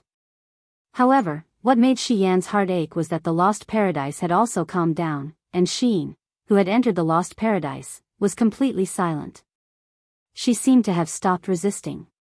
What's going on? She muttered. Eva gritted her teeth. Sheen, she can't be unable to bear the power of the ruler and have turned into ashes, can she? The flames in the Lost Paradise burned fiercely, but they were extinguishing. The final process was finally over. Claude didn't say a word and looked at the Lost Paradise coldly. To his despair, he discovered that the Lost Paradise's spiritual power had been depleted. It was no longer a divine weapon and had been reduced to a mortal-grade ice crystal. Sheen, in the distance, the other 9 participants were also waiting for Sheen to break out of the cocoon. Terralyn looked worried. She could also feel that Sheen's aura had almost completely disappeared. Humph, she's still trash in the end. She can't bear the hope of the divine realm at all, Dora sneered. Terralyn glanced at Dora with hatred. She really did not want to accept this reality. Lake said in a low voice, "It can't be. It can't be. How could Sheen die just like that? It can't be." At that moment, Claude let out a low growl. With a flip of his hand, he flipped the Lost Paradise upside down, causing it to fall to the center of the hall like a small mountain. Boom! Flames soared into the sky, filling the entire Lost Paradise with flames. However, under the control of the Sovereign's power, the flames were quickly extinguished. Amidst the thick smoke, it was a mess. The lost paradise was filled with burn marks. Sheen, Terralyn was stunned. She's not dead. Yan's eyes lit up, and she couldn't help but cry out in surprise. The dignified blazing angel was so agitated that Li Fei, Kulun, the other instructors, and the group of radiant angel were somewhat dumbfounded. After all, Yan was a famous ice beauty in the Western Divine Realm. She didn't show her emotions on her face, but now, it was clear that the layer of frost on her face was gradually fading away. Amidst the ashes of the lost paradise, the young girl sat there like a jade statue hugging her knees. Her face was almost completely buried in her arms, making it impossible for anyone to see her clearly. Yin's clothes had been completely burned away, her fair and flawless body was hidden in the ashes, giving off a sense of beauty as if she had just survived a calamity. Yen was already prepared. She flew over and wrapped a white cloak around Sheen's body. She said softly, "Sheen, are you all right?" Sheen didn't speak, but her body was trembling slightly. She raised her head, and her exquisite face was as beautiful as if it had absorbed the spirit of heaven and earth. However, her eyes were closed, and the long eyelashes at the corner of her eyes were surrounded by a faint golden flame. She was trying hard to open her eyes, and her eyelashes were trembling slightly, as if she was in great pain and difficulty. "Something's wrong," Claude, whose whole body was shrouded in a dark light, narrowed his eyes and said, "Yen, be careful." "Ah." Yen was startled. At this moment, Sheen's eyes finally opened, and a golden flame seemed to devour everything from her eyes. The moment they met her eyes, the radiant angel, the energy angel, and the group of contestants felt as if they had fallen into an ice cave. What kind of eyes were those? People didn't want to see them, and even the gods had to retreat. Under Sheen's eyes, people felt that there was nowhere to hide. At the same time, a wave of golden flame quickly swept out with Sheen as the center. Boom! Yen cried out in pain, and she used her arms to block her chest. 6 wings spread out behind her. She even had to enter her angel form to resist the impact of Sheen's eyes. It was a kind of penetrating power that was a mixture of the law of light and the law of fire. It was very shocking. "Sheen, close your eyes." Claude suddenly opened his arms, and suddenly a wall of light appeared, enveloping the impact caused by Sheen in the wall of light. There was an endless peng peng peng sound, and Claude's expression became slightly ugly. She closed her eyes, and the moment she closed her eyes, the soul-stirring force field disappeared. Everyone sighed, feeling as if they had just survived a disaster. How could this be? Yen stood a few meters away from Sheen in a daze, almost unable to recognize her. "It's the blazing eyes," Eva said calmly. Claude nodded. "Yes, the blazing eyes have reappeared in the heavenly realm." "What? What's the blazing eyes?" The person who asked was Li Fei, the vice dean of the training field. She had 96 grotto heavens, but she didn't even know about the legend of the blazing eyes. Claude waved his hand and said, "Don't ask. No one is allowed to spread the news about the blazing eyes, or they will be punished by the Western Divine Realm." Everyone bowed their heads. "Yes, Master." Yen murmured, "What now?" "According to the original plan, we'll carry out the banishment tomorrow." Claude's voice sounded like it came from an ice cave. He felt a chill in his heart. He had originally planned to use the lost paradise to train Sheen's soul and refine her over-god personality. However, Claude didn't expect her to be so strong-willed. Not only did she endure the destructive flames of the lost paradise, but she also benefited from the disaster and awakened the blazing eyes. The blazing eyes were only a legend in the immortal realm. However, Claude knew that the last person who possessed the blazing eyes became the master of the heavenly realm. What would the Sheen in front of him be? Fortunately, Claude was relieved that the soul training was a success. Sheen was obedient to him. Even if she had the potential to become the master of the heavenly realm, she was still his dog. Thinking of this, Claude felt a little proud. He said calmly, "Yen, bring Sheen to rest." Remember, unless absolutely necessary, do not open the blazing eyes. Do you understand? With Shi Yan's support, Sheen bowed and said, "Yes, master." "All right, go." Claude looked at the crowd again and said, "All of you are dismissed. All participants will come to the hall tomorrow morning to accept the next mission. Duola, stay here. I have arrangements." "Yes." The crowd left the hall and turned into streaks of light, flying towards the various spirit mountains in the distance. Duola was dressed in tight-fitting clothes. He stood quietly in the hall and said respectfully, "Master, I'm here." Claude looked at Duola and activated his divine strategy ability. He could see through everything about Duola. Duola was different from Sheen.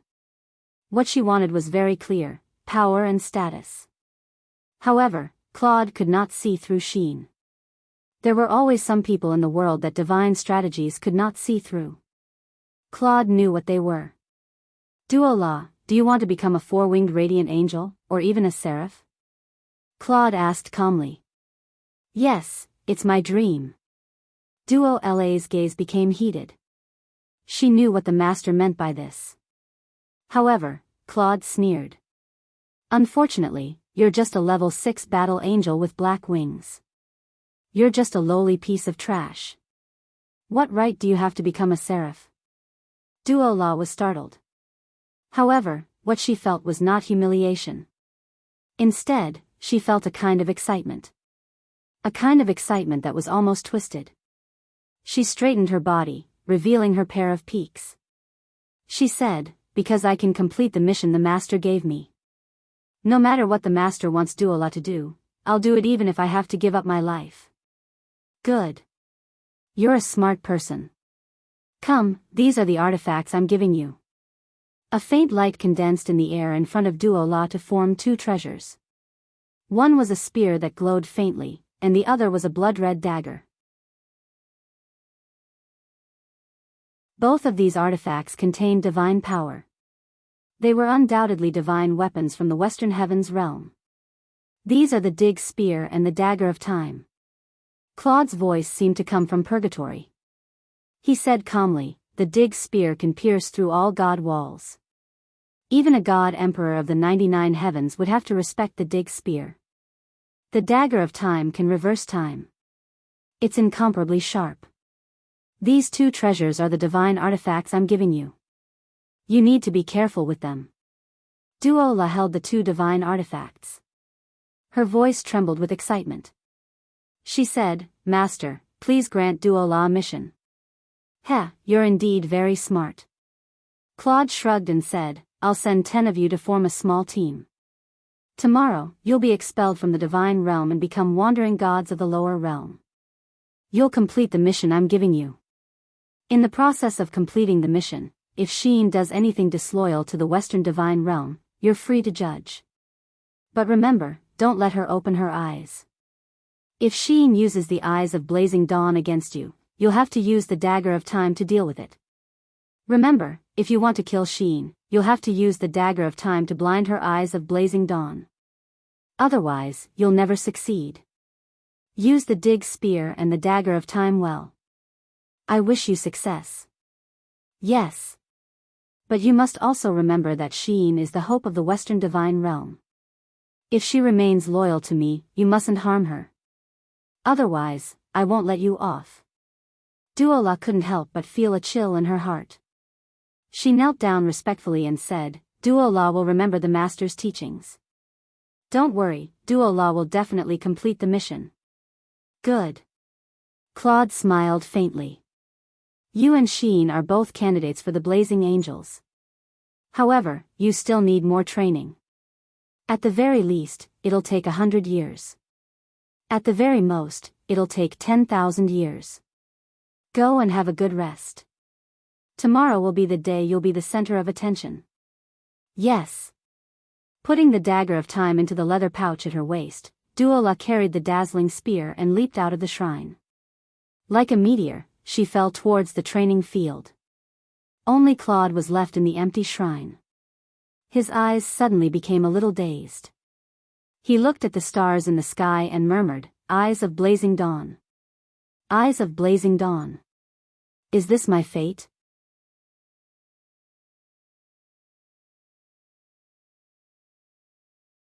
Chapter 8:12. Moonlight shone on the floor tiles of the room like water. The girl sat quietly by the bed, her eyes still closed. This was Shi Yan's residence. The Blazing Angel's residence was very quiet, just like Shi Yan herself. Shi Yan sat by the round table in the room, holding the stellar sword. Her fingertips brushed across the blade, constantly sharpening it, causing sparks to fly. She was actually sharpening the sword for Sheen. The room was silent, only the sound of sharpening the sword could be heard. How do you feel? After a long time, Shi Yan suddenly asked. Lady Shi Yan, what kind of feeling are you asking about? Sheen respectfully asked. But her respect made Shi Yan feel a little unfamiliar. She frowned and said, the feeling after obtaining the eyes of blazing light. I don't know. Sheen shook her head and said, this is a divine gift, but I can't use it well. The eyes of blazing light is very destructive, it's better not to use it if possible. Shi Yan smiled meaningfully and said, Sheen, do you still remember who you are? I remember. I am a level 7 golden winged angel of the Western Divine Realm, one of the gods under ruler Claude. Her voice was calm, but it was not to be questioned. Shi Yan couldn't help but feel a little pain in her heart. Could it be that the powder of the red spider lily didn't leave behind any memories? That's good, it's good to forget everything. Shi Yan stood up and put down the sword, saying, only by forgetting everything can you let go. Only then will you be able to live freely. Perhaps this is the best result for you. She stood up and was about to leave when her hand was suddenly pulled. It was Sheen.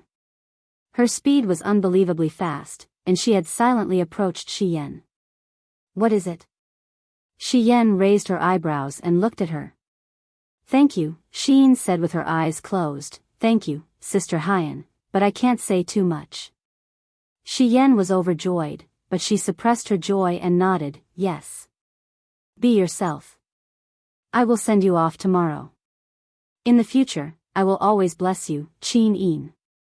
Chin Een? Sheen was startled. Why did you call me that? You'll naturally understand in the future. I'm leaving now. Tomorrow morning, someone will come to pick you up and bring you to the shrine. All right. Sheen did not speak again, and neither did Shi Yan. They both knew that it was best for each other to remain silent. As Shi Yan slowly flew towards another shrine in the spirited mountain, Sheen could not see her off and could only sense her direction with her spiritual sense. Fortunately, after the torment in the lost paradise, not only did Sheen obtain the eyes of blazing dawn, but her spiritual sense, hearing, and smell had also greatly improved. At least, it was not something that cultivators of the same level could compare to. Under the moonlight, she quietly walked back to her room and lay on the bed, burying her face in the pillow. She did not dare to open her eyes, afraid that if she opened her eyes, everything she treasured would turn into ashes. The eyes of blazing dawn was a holy artifact formed from flames and light. It could destroy everything and control the universe, but it was also a curse. If she had a choice, she would definitely not want this pair of eyes of blazing dawn. The next morning, the shrine was very lively. Almost all the four-winged angels had arrived, and the two seraphim, Shi Yan and Eva, had also arrived. When Sheen, Terilyn, Dora, and the others arrived, Claude also appeared. Terilyn stood under a huge stone pillar, staring at the spear in Dora's hand. She could not help but exclaim, that's the spear of Diggs? How is that possible? Isn't the spear of Diggs the weapon of the ruler? How could it be in this woman's hands? Dora sneered and did not respond. Lake whispered, Terilyn, don't speak, the ruler is here. In the sky, golden clouds slowly gathered. Claude stepped on the clouds, surrounded by a group of radiant angels. He looked down at the 10 final winners of the gods' chosen trial and said, you are all the pride of the western heavens, but today you must accept your destiny, exile. From today onwards, you are no longer battle angels, but banished angels. Lake was shocked. Exile? Zhou Shimin also looked shocked.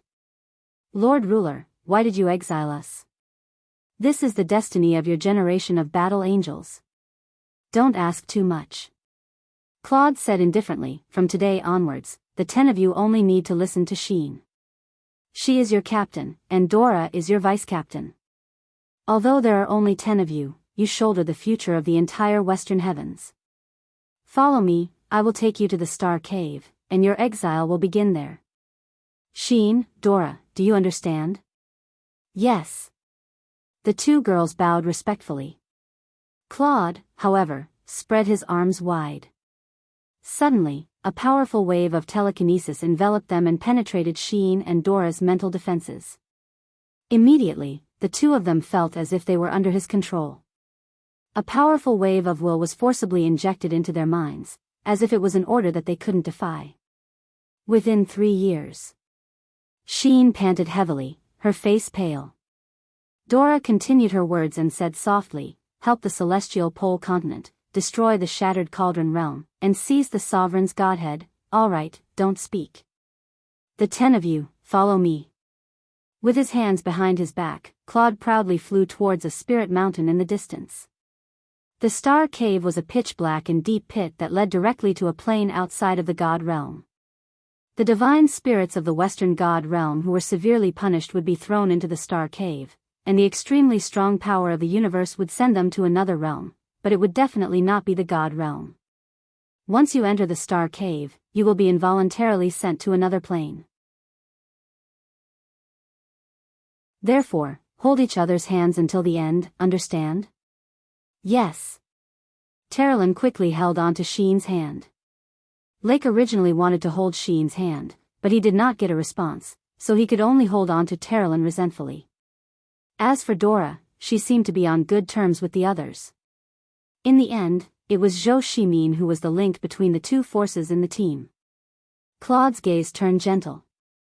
He spread his arms and said with a smile, go, my children. I hope that you will become true experts and become the pride of the divine realm. The 10 of them leaped up together and floated in the air. Then, they slowly descended into the Star Cave.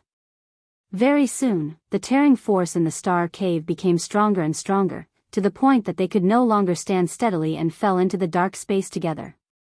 Light flashed before their eyes. Hundreds of meters in the Star Cave was equivalent to passing through countless planes.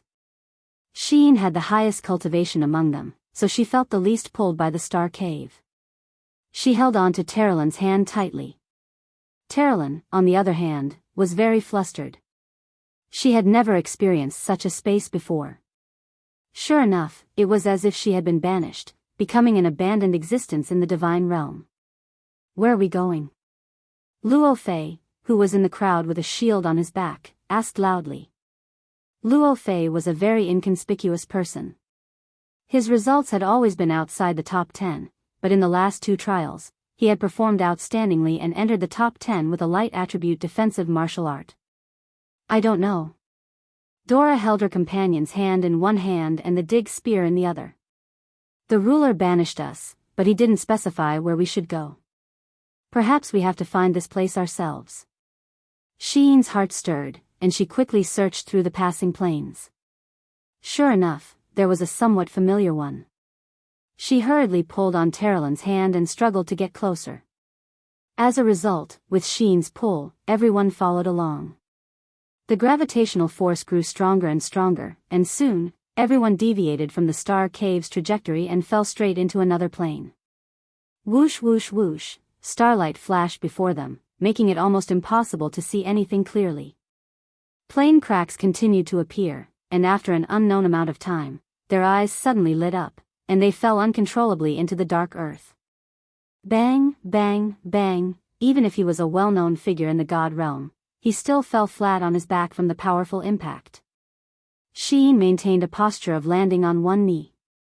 She could be considered the least battered among the group. She closed her eyes and sensed her surroundings.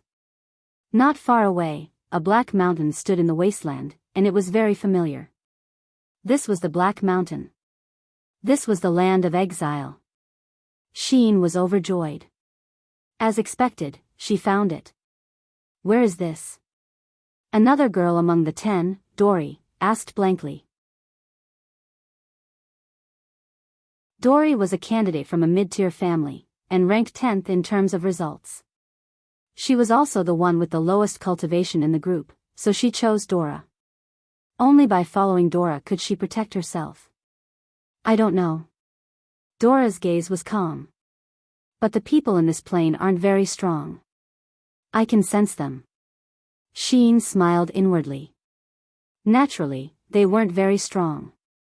She had already taken care of the ultimate experts in this plane. Be careful. Zhou Shimin pointed to the other side of the Black Mountain. Countless auras have appeared there, and some of them are rather strong. We'd better be careful. Sheen, on the other hand, leaped into the air and headed straight for the mountain top. Sheen, be careful. Lake and Terrelin shouted together. Dora frowned and said calmly, our leader is really reckless. On the plains on the other side of the Black Mountain, an army was slowly advancing. The sound of war chariots grinding against the ground was very heavy. A few leaders riding on giant wolves looked around, and the giant wolves under them opened their bloody mouths and let out low growls. Suddenly, a figure appeared on the mountain ridge, attracting everyone's attention. Who is that? A leader asked with squinted eyes. No matter who it is, the land of exile doesn't welcome any invaders. Kill her. Roar. A few leaders riding on wolves brandished their battle axes and charged up the hill. However, as they approached the other party, they were suddenly stunned. One by one, they slid down from the backs of their wolves and knelt on the ground. They respectfully said, "Your subordinates greet the Dark Moon King." Sheen smiled in satisfaction. I'm back. Gather everyone. Yes, Dark Moon King. How impressive. Terrelin couldn't contain her joy. Sheen, is this your army? Yes, this is the land of exile, Sheen said. Dora raised his eyebrows. Leader Sheen, we don't want to go to the celestial pole continent, but you brought us to the land of exile. What is the meaning of this? The ruler doesn't seem to have this intention. Sheen said indifferently, the celestial pole continent is too far from the immortal realm. Only experts with the cultivation of God Emperor can travel to the celestial pole continent in one go. With our strength, we will only be harmed if we forcefully break through. Moreover, it is said that the Shattered Cauldron realm has a strong army. Since we want to help the celestial pole continent win this war, why don't we lead an army from the land of exile? I am the leader. I have the authority to decide. Dora couldn't refute. He clenched his teeth and didn't say anything. Terrelin looked at the sky, her eyes glowing with a faint golden light. She said, the passage from here to the Shattered Cauldron realm will connect in about 3 days. We need to wait for the wheel of time to rotate, so we still have 3 days.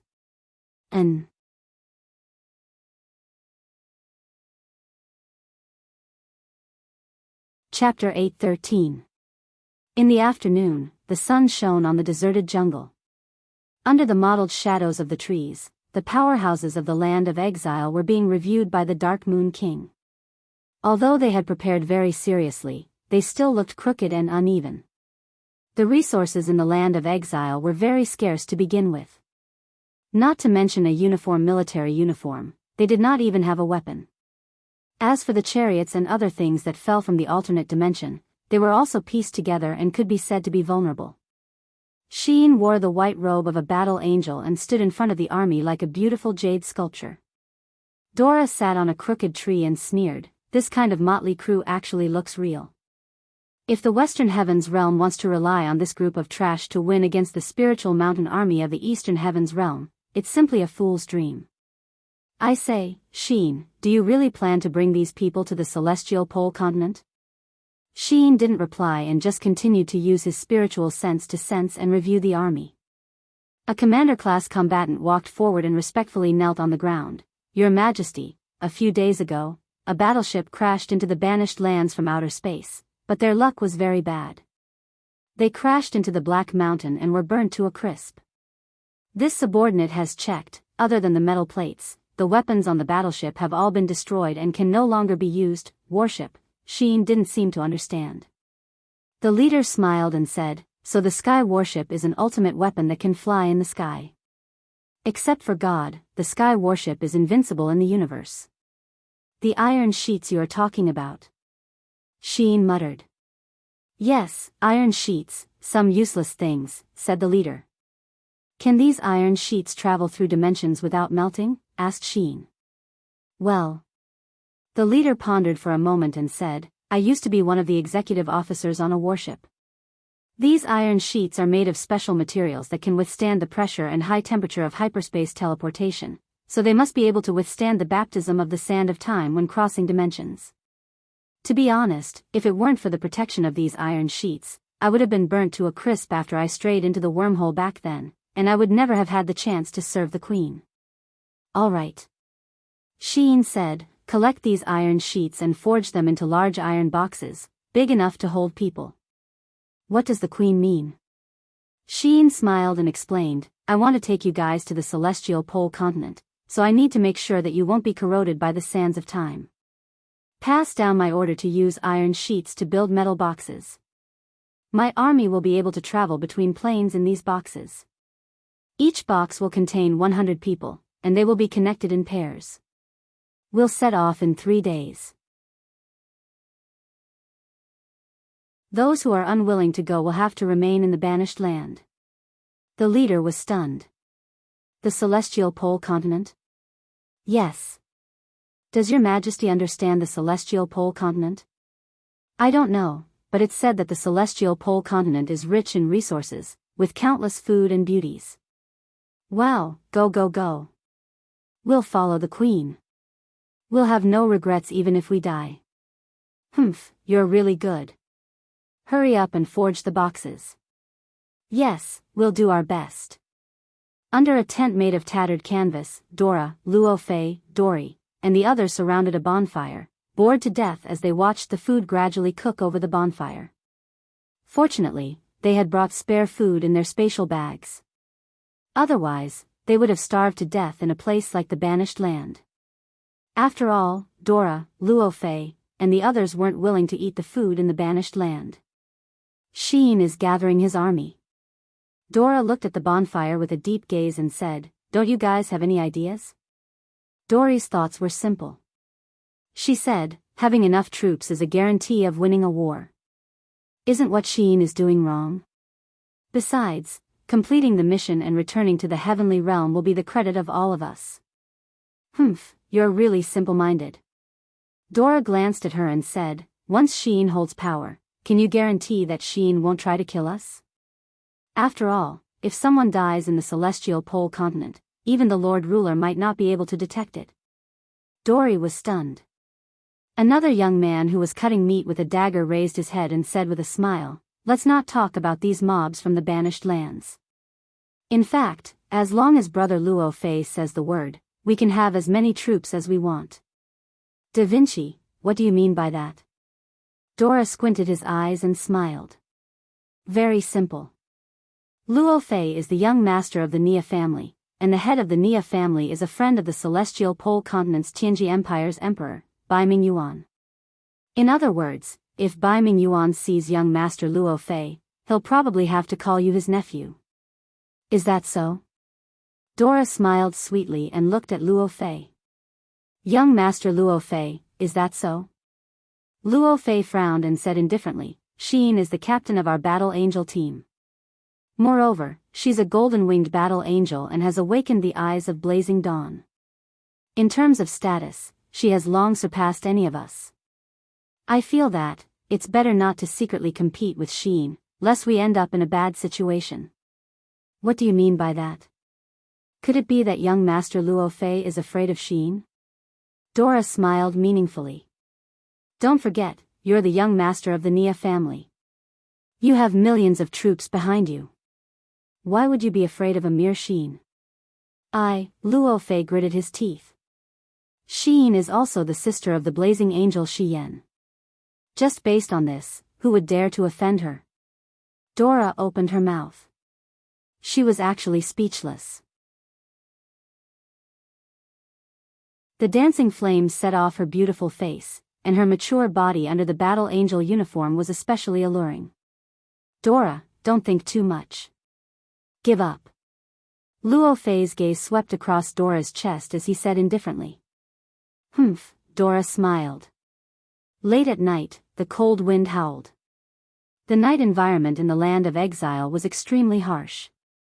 Wild winds swept up flying rocks and smashed everything around them, so much so that the Battle Angel team had to activate a divine power barrier to defend against this kind of environment.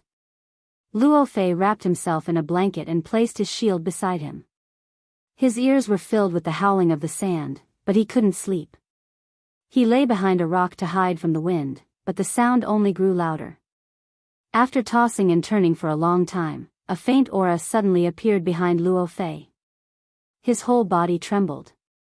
There seemed to be 2 lumps of softness pressed against his back. He didn't need to think to know what it was.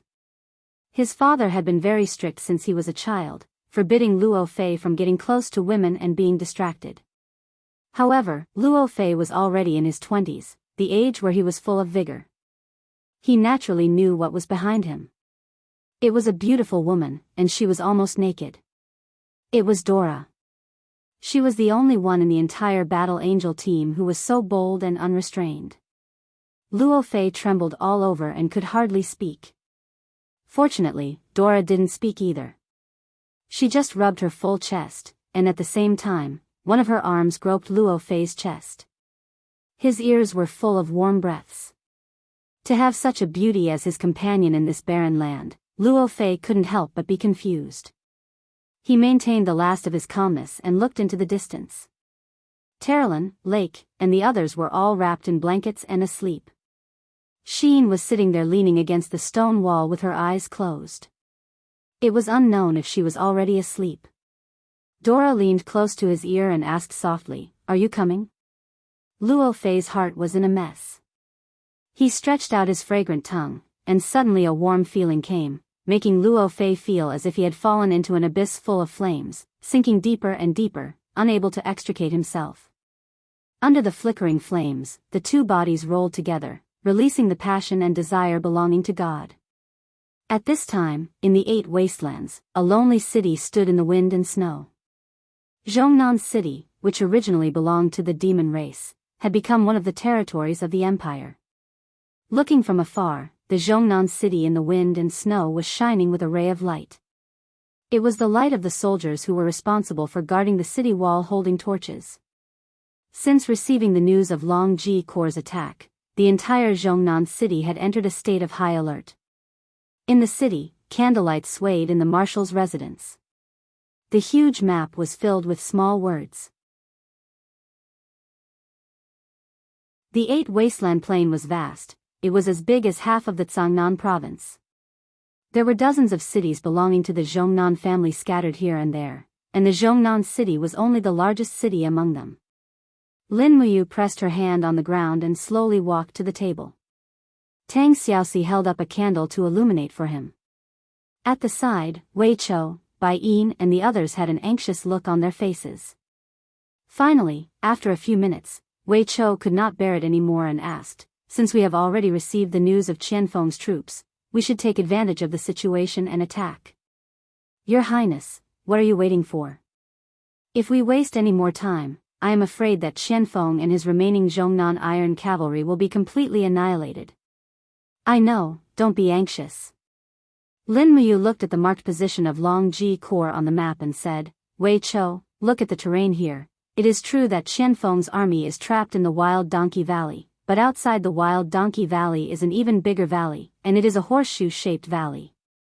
With the military strength of Long Ji Corps, I am afraid it will be easy for them to destroy Qianfeng's army, but they did not. Why is that? Could it be a trap set for us?" Wei Chou had been in the army for a long time, and naturally saw through it. "That's right." Lin Muyu pressed her palm on the table and said, "Fang Lan is waiting for us to rescue them. The road from Zhongnan City to the Wild Donkey Valley is very rugged. We cannot use too much military strength, at most a few tens of thousands of people, but just a few tens of thousands of people is definitely not a match for Long Ji Corps. They have the help of the Dragon Cavalry Regiment. It is not that simple." Then what do we do now, to save or not to save Qianfeng's troops? Save, but we need to bluff. What do you mean? How about this? Lin Muyu took a deep breath and said, you lead 20,000 Longdan army camp elite cavalry out of Zhongnan City, and bluff 50 miles away from the Wild Donkey Valley. Remember not to go more than 10 miles away from Zhongnan City, or else it will be easy to lose the cover of the magic crystal cannons and be chased by the dragon cavalry in the sky. I will lead 500 people, all dressed in white robes, and cross the mountains from the southwest snow region into the icebound polar lands, bring enough ropes, and rescue Qianfeng's army from the back of the mountain. Xiaoxi will stay in Zhongnan City and be ready to receive us at any time. This plan must be careful, one mistake will lead to eternal damnation. Yes, your subordinate obeys.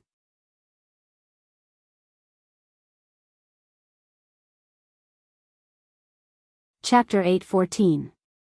Swoosh, swoosh, swoosh, the crossbows tore through the gale and shot into the bodies of the soldiers and the warhorses. Blood splattered on the white snow like red plum blossoms. It was unknown how many times they had tried to break out of the encirclement, but it was all in vain. The entrance of the Wild Donkey Valley was already piled up with a thick layer of corpses. The devils didn't even dare to drag the corpses of their companions back as they would only become the targets of their opponents. Countless cavalrymen threw away their helmets and armor and retreated. Their faces were pale and they couldn't get out. Crack!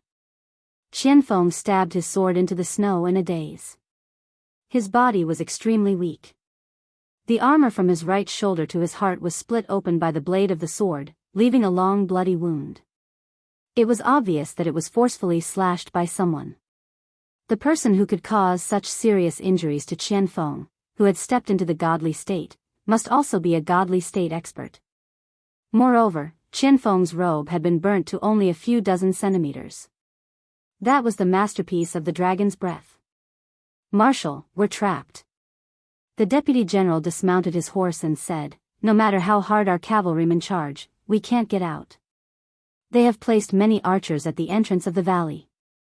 Even if we rush out of this Wild Donkey Valley, I'm afraid that their dragon riders will be waiting for us outside. The arrows of the Zhongnan Iron Cavalry have been used up. We can't resist the dragon riders at all. We will only become a delicious meal for the dragon if we go. It's them. Qianfeng knelt in the snow with a dull look in his eyes. He murmured, they are the ones who killed His Majesty, Jing-er, and Ning-er. They are the ones who wiped out the entire Protoss race. A few captaincy looked furious.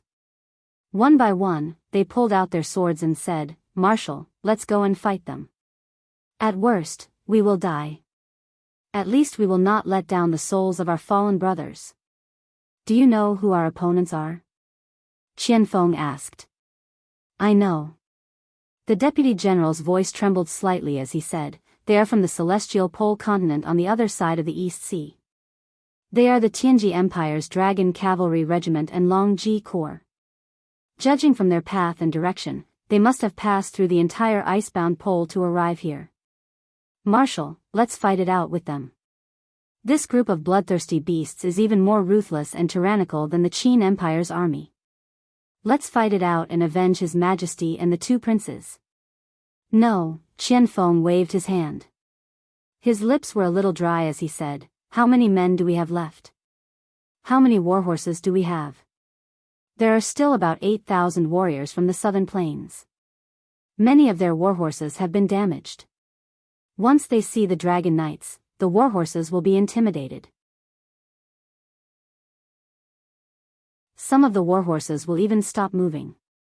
Many of them have been lost. Now, there are only about 3,000 of them. Only 3,000?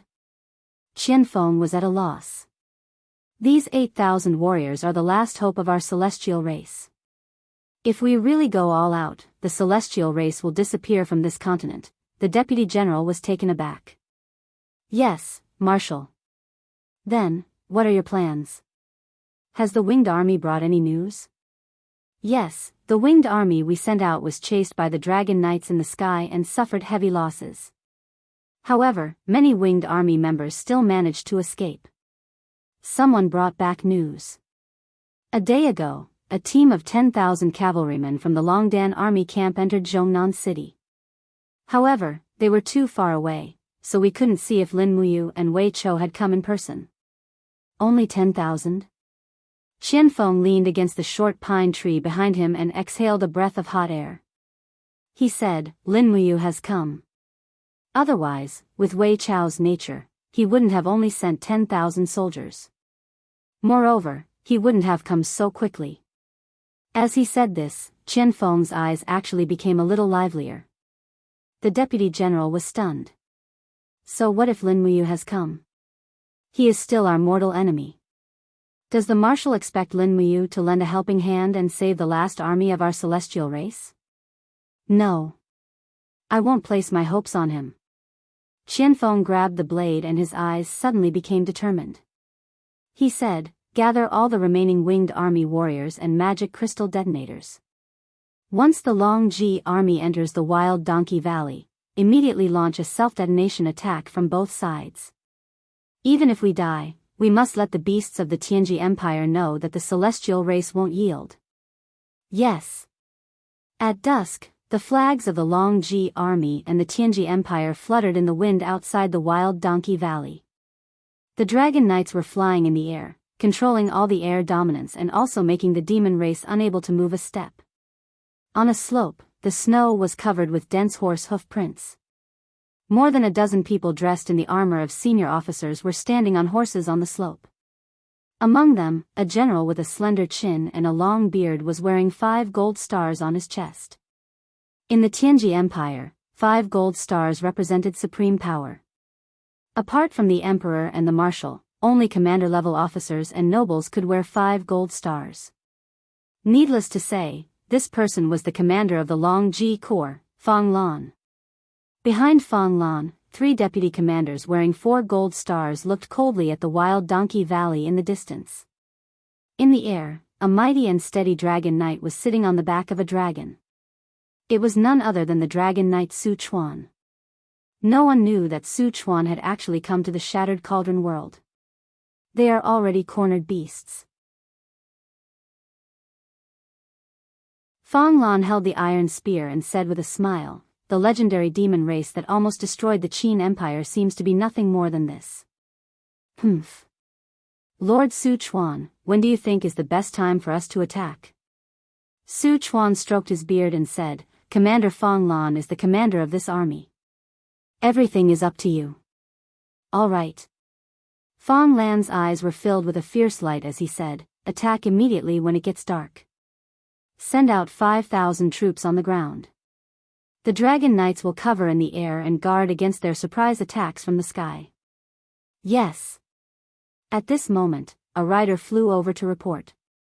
The warhorse was so fast that the horse's hooves slid a few meters on the snowy ground before it came to a dangerous stop. The scout got off the horse and knelt on one knee. Lord Commander, Zhongnan City has already sent out their troops. The Longdan army camp has sent out about 20,000 people, and they are all cavalry. They set off 4 hours ago, and they are probably less than 2 hours away from here. Longdan army camp? Fang Lan couldn't help but laugh. I didn't expect our luck to be so good. We are actually going to clash with the #1 army of the Shattered Cauldron world so soon. 2 hours is enough. After we eliminate the demon race, we will immediately turn around and welcome the Longdan army camp. Oh right, have you found out who is leading them? Their flag only has the word Wei and no Lin. It should be Duke Wei Chou who is leading them personally. Wei Chou? Fang Lan laughed heartily. Even a clown like Wei Chou is praised as a famous general in the Shattered Cauldron world. Good, good. This time, I will let them see the fall of a famous general. Sound the drums immediately. It's getting dark. Launch the attack on the Wild Donkey Valley. Yes. The war drums thundered, and the war was about to begin. When the densely packed beast cavalry of the Long Ji army stepped on the corpses of the demon race and entered the Wild Donkey Valley, it also meant that the war was about to end. Roar roar, the mounts of the tiger leopard cavalry let out sky-piercing roars. The ferocious tigers seemed to be very hungry. One of the mounts opened its mouth and bit off the head of a Zhongnan iron cavalryman's corpse. Then, it took a big bite. The white juice mixed with the blood, and the crunching sounds made people's hearts tremble. Since that's the case, then let's attack after we're full. A tiger-leopard cavalry leader laughed heartily. The rest of the tiger-leopard cavalry followed suit. The ferocious tigers began to devour the corpses of the Zhongnan iron cavalrymen on the spot. The speed at which they ate was very fast. 3 to 5 tiger-leopard cavalry surrounded a corpse, and in just 3 to 5 minutes, there were only white bones left. It was a ghastly sight. In less than 10 minutes, hundreds of corpses had been devoured at the entrance of the valley. It was incomparably cruel. All right, attack. In the air, Su Chuan held the dragon spear in his hand and seemed to be a little impatient. Yes. The tiger-leopard cavalry was known as the king of the beast cavalry of the Tianji Empire. However, in front of the dragon cavalry, they were just a group of lackeys on the ground. Therefore, the tiger-leopard cavalry was naturally very respectful to Su Chuan, a dragon cavalry general. One after another, they lifted the heads of the tiger-leopard cavalry and advanced in a straight line. The air was filled with the sound of the flapping wings of the giant dragons. Every dragon cavalry used their wings to protect the tiger-leopard cavalry below them. Even with such a huge disparity in strength, the Longji army still maintained a perfect battle formation. It was clear that they were well trained. Rustle, rustle, rustle, the sharp claws of the tiger-leopard cavalry stepped on the snow, making a rustling sound. Other than that, there was only the rustling of the cold night wind.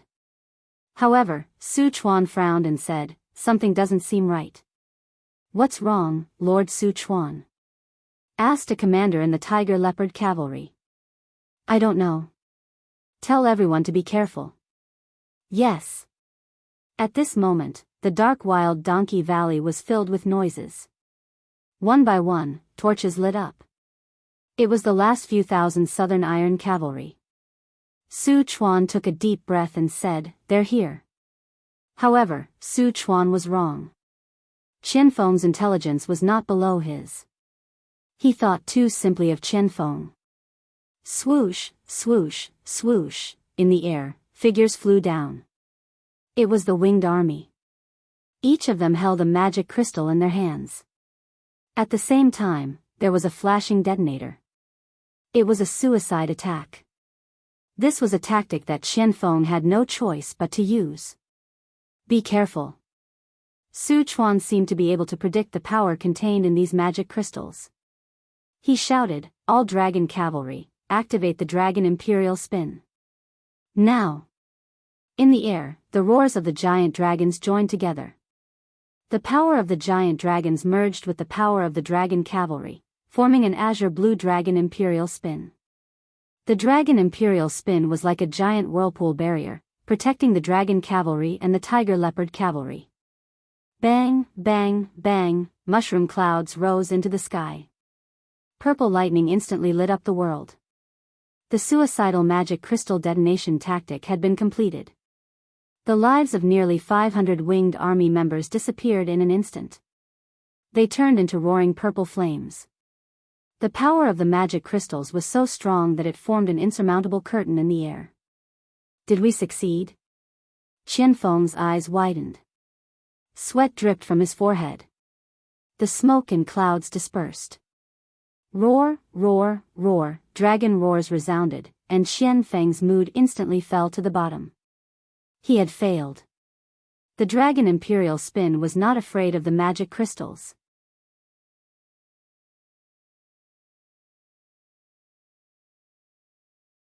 Chapter 8:15.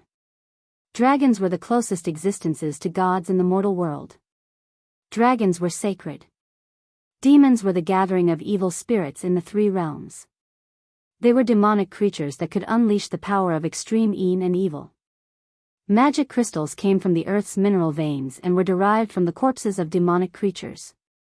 They possessed immense destructive power and impact, causing the magic crystal cannons to be shockingly powerful. However, they were mutually exclusive. Dragons were sacred creatures and were born with the power to rule over demons. Dragon crystals were the crystallization of a dragon's life essence. Any cultivator who could merge with a dragon and cultivate the dragon imperial cyclone would have to combine the essence of the dragon crystal with the divine power of heaven and earth in the human body. That was why the seemingly simple dragon imperial cyclone not only contained divine power, but also the essence of the dragon crystal. The magic crystal cannons could destroy anything, but they were extremely fearful of the dragon crystal and could not touch it at all. When the smoke in the sky dissipated, the dragon riders were still soaring in the sky. The dragon's eyes were burning with hatred. Su Chuan raised his dragon spear and laughed. 2 months ago, we knew that the dragon imperial cyclone was a natural counter to the magic crystal cannons. Why? Qianfeng, do you think you can defeat us with mere magic crystals? Warriors of the Long Ji army, kill! The roars of the tiger leopard riders mixed with the roars of the dragon and shot into the sky. The sound of hooves thundered. The last 3,000 Zhongnan iron cavalry raised their weapons and charged at their opponents. This was their final choice.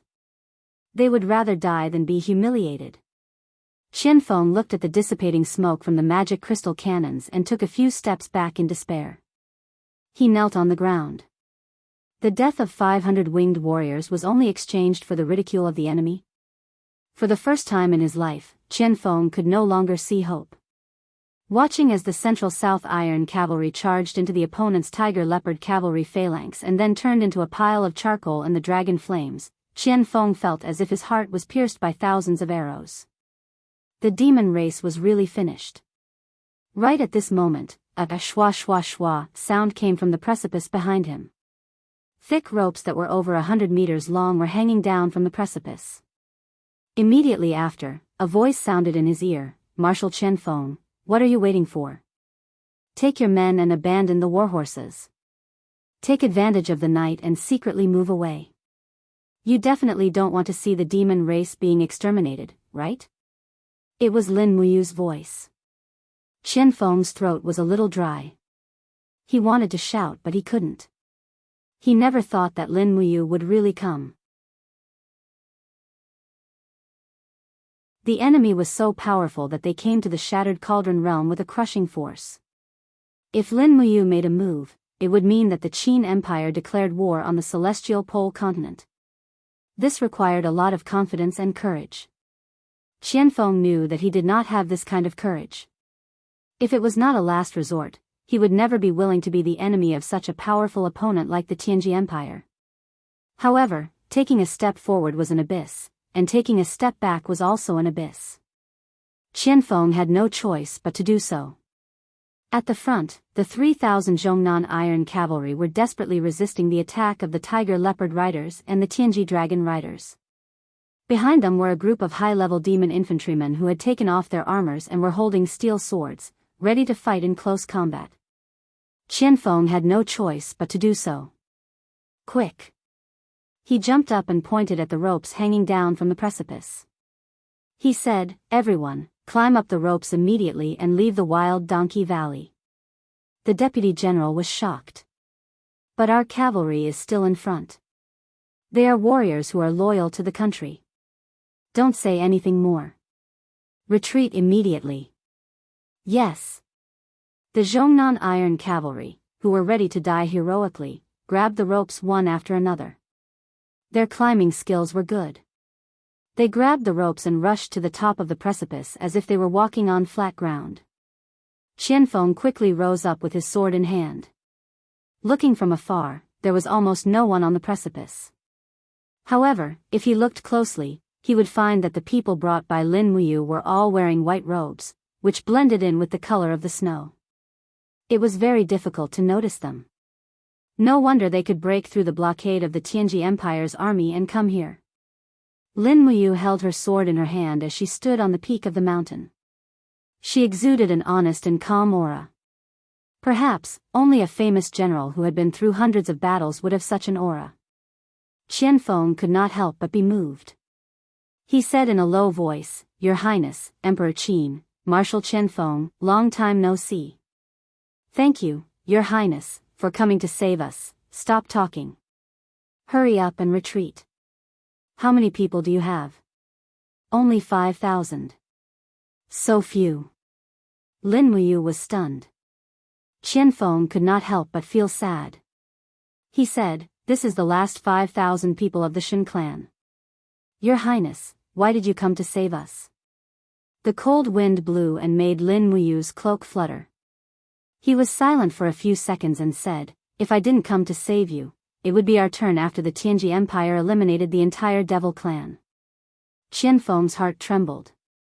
Lin Muyu's short sentence was simple, but it was better than thousands of words. What could be more practical than this sentence? In the face of a common enemy, enemies would often become friends. This was an unchanging truth. Qianfeng had always admired Lin Muyu's character and strategy. In fact, he hoped to have such a friend deep in his heart. However, Qianfeng never thought that the price of becoming friends with Lin Muyu was the destruction of the entire devil clan. Looking down at the whole wild donkey valley, flames rose to the sky. This was not a fight, but a massacre. The 3,000 Zhongnan iron cavalry were no match for the 5,000 tiger leopard cavalry at all. Moreover, they had the help of the invincible dragon cavalry. Qianfeng could not help but feel a chill in his heart.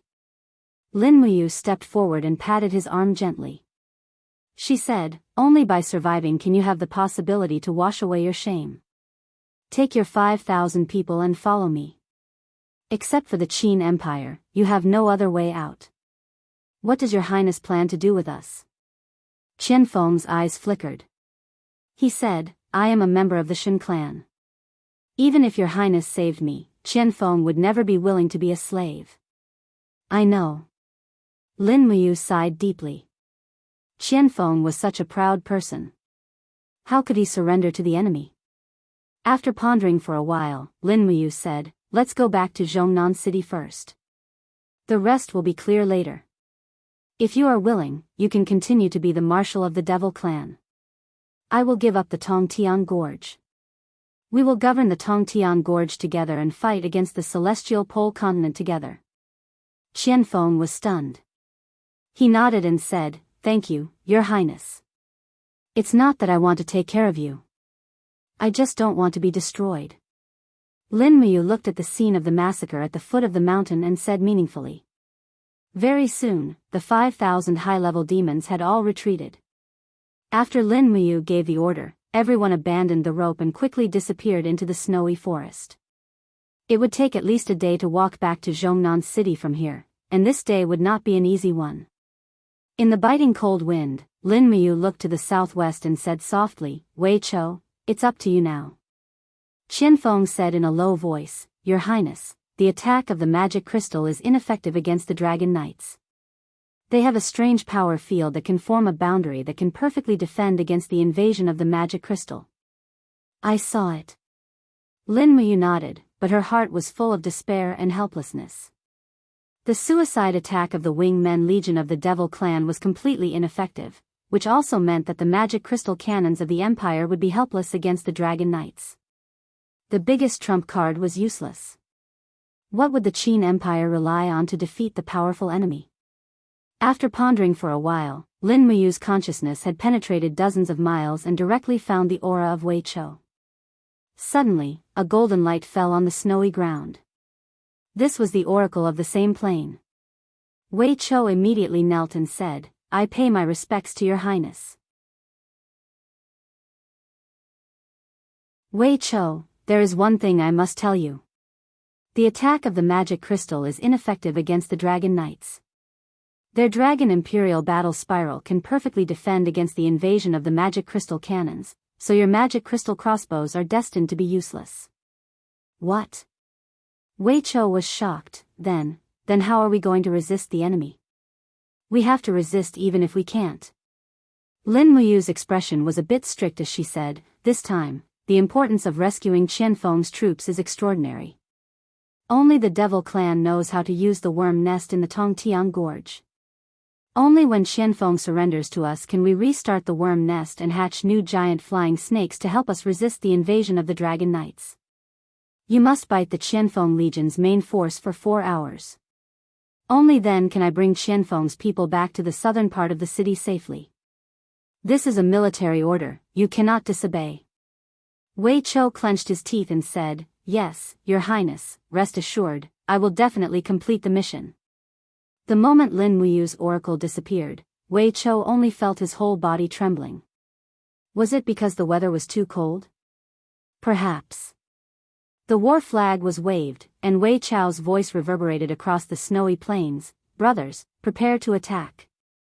The drums thundered, and the 20,000 heavy cavalry of the Longdan army camp galloped through the snowy ground. After traveling for a short distance, the sound of horse hooves could be heard in the distance. Flames flickered, and the opponent had already come to face them. It was the heavy cavalry of the Longji army.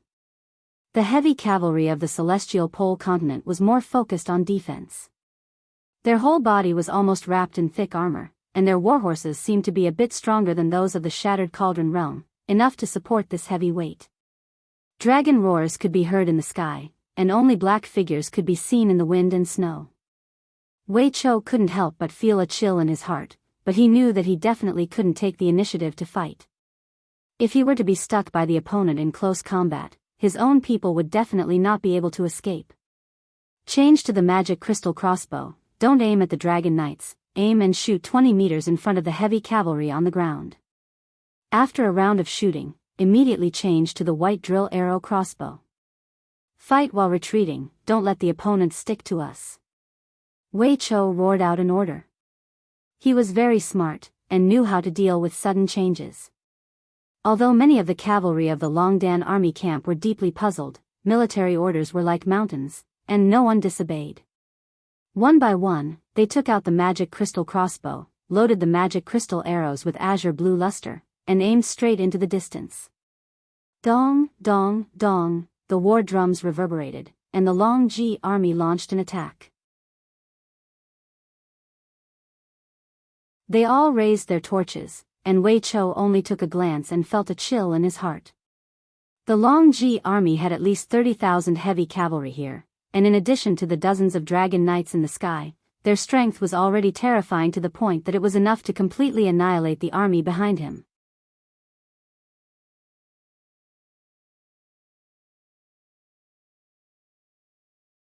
Chapter 8:16. Fire. As Wei Chou roared in a low voice, the magic crystal crossbows shot into the sky one after another, dragging azure flames behind them as they made a sharp chirping sound. However, they were not shooting at the exact position of the opponent, but at the position where the opponent was about to arrive.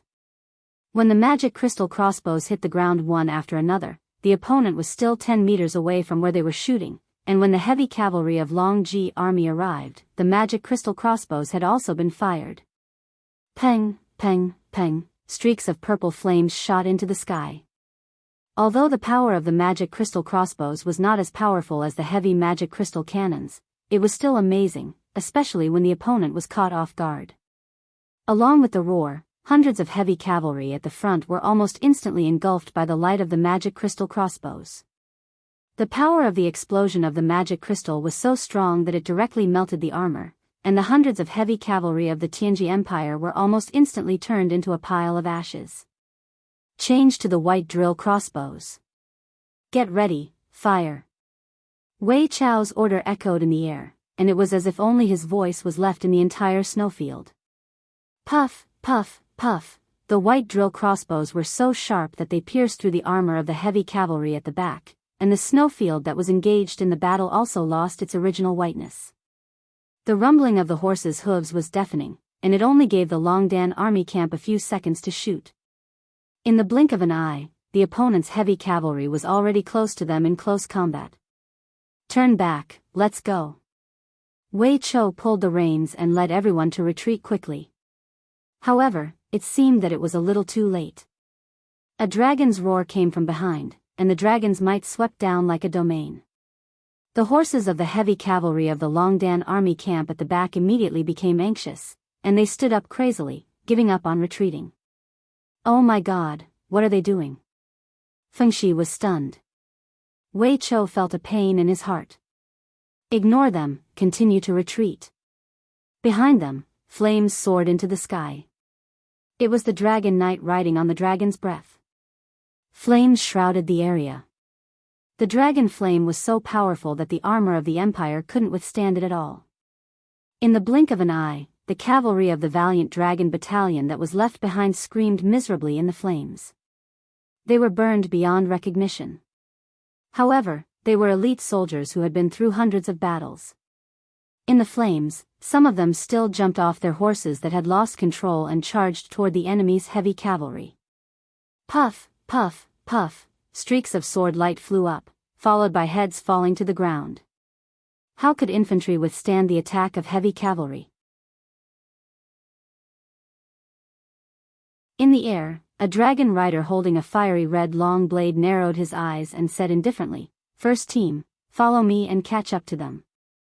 Don't leave a single one alive and kill them all. The rest of the teams will activate the Dragon Imperial Battle Spin to protect the heavy cavalry. The cunning Shattered Cauldron Realm army will continuously use those strange demonic crystal crossbows to exhaust us." It was none other than Lei Wen, and the saber in his hand was the Muddy Fire Saber.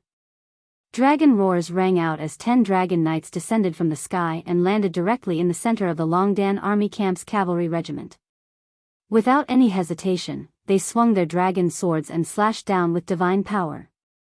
Boom! Boom! Boom! The earth crumbled and blood danced in the air. No matter how elite the soldiers of the Longdan Army Camp were, they would not be able to withstand the attack of a god, let alone a god who had a giant dragon as his mount. The formation was quickly cut into several pieces. Wei Chou watched anxiously. He suddenly pulled on the reins, and the demon-devouring bow appeared in his hand. Knocking an arrow, he aimed straight at the dragon rider Luan in the distance. Whoosh! The arrow transformed into a cold light and flew away at lightning speed. Bang! The sharp arrow collided with the Dragon Imperial Battle Spiral a few meters in front of Lei Wen and exploded into broken wood and scrap metal. Even the white diamond arrow could do nothing to the divine power wall of a sacred martial king. Courting death. Lei Wen laughed sinisterly and actually turned around and disappeared from the dragon's back, shattering the void. In the next moment, a cold divine power cyclone appeared on the side of Wei Chou, and the Muddy Fire Saber turned into a blazing flame and attacked. Wei Chou saw it clearly, but his opponent's strength and speed were completely above his. There was no time to dodge, and he could only hold the demon-devouring bow and fall from the horse. With a "pu" sound, a rain of blood fluttered, and the warhorse was directly split into two. Wei Chou pulled out his sword, and his figure flashed. Starlight soared into the sky, and he struck Lei Wen's head with initial starlight. Bang! The cyclone surged, but Lei Wen did not dodge or give way. He raised his head and looked at Wei Chou mockingly. This initial starlight could not break Lei Wen's defense at all. The difference in strength between the two was too big. Die! Lei Wen brazenly stabbed out with his saber, and with a "pu" sound, it pierced through Wei Chou's shoulder, and the blade came out from his back, dripping with blood. Pa! Wei Chou endured the great pain, and his left hand firmly grasped the hilt of his saber. His battle boots kicked out, and he went straight for his opponent's abdomen. After a loud sound, Wei Chou's kick did not break through his opponent's astral wall, but he used the rebound force to pull his body away from the saber. Otherwise, if Lei Wen's saber had slashed downwards, Wei Chou's heart would probably have been split in two. Protect Duke Wei. In the surroundings, a group of soldiers from the brave dragon battalion surrounded him. Their swords and spears were suffused with innate qi and dou qi as they attacked the powerful dragon rider general, Lei Wen. Wei Chou, with the help of his subordinates, rode on another warhorse and quickly left the battlefield. Behind him, flames rose into the sky. Evaporate, you trash! Lei Wen raised his saber and roared. His divine power exploded, and flames rose into the sky, forming a shockwave no weaker than a magic crystal cannon. In an instant, dozens of meters of Longdan Army Camp soldiers turned into ashes, and they died horribly. The sound of horse hooves was intense, and blood kept flowing out from Wei Chou's shoulder. When he heard the screams behind him, his expression changed drastically, and his nose turned sour. Tears flowed down his face. He actually cried. Many of the people who died behind him were people who had followed him for many years, and they were the brave warriors of the Empire who had experienced hundreds of battles. But under the blade of a godlike opponent, they could only be slaughtered. In the curtain of snow, another group of Longdan army camp soldiers quickly gathered. It was Fengshi and 10,000 men. "Duke Wei, are you all right?" Fengshi could see that Wei Chou was injured. The back of his white cloak was already covered in blood, and there was a glaring hole. "I'm fine." Wei Chou clenched his teeth and said, "Command the army to continue to maintain a distance from the enemy, and delay them. We cannot let them march straight to South Central City. Yu Shu, inform Princess Shi to strengthen the security of South Central City. Our opponents will come at any time." Yes. This was destined to not be a peaceful night. Flames rose and fell in the snowfield, and the two armies were using blood to write a game of war. But even if Wei Chou commanded properly, the absolute strength of Long Ji's army made him unable to do anything. Furthermore, Lei Wen and the other dragon knights chased after them like a shadow, causing centurions and kiliarchs to die heroically for the country. This war was far more difficult than they had imagined. The two armies dragged out a long battle mark on the snowfield, and every 3 to 5 miles, there would be a pile of burning remains. Longdan army camp did not completely retreat, but moved and stopped occasionally, using projectiles and magic crystal crossbows to kill the opponent.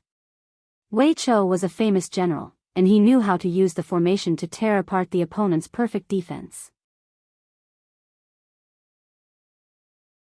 Even when he was injured, he still held a magic crystal crossbow, and shot a fatal blow at the area where the opponent's dragon knights did not have the time to protect, causing the opponent's heavy cavalry to suffer heavy losses. Under such a mobile battle, Long Ji's army could no longer maintain a perfect formation, and every time they revealed a flaw, they would be dealt a heavy blow by Longdan army camp.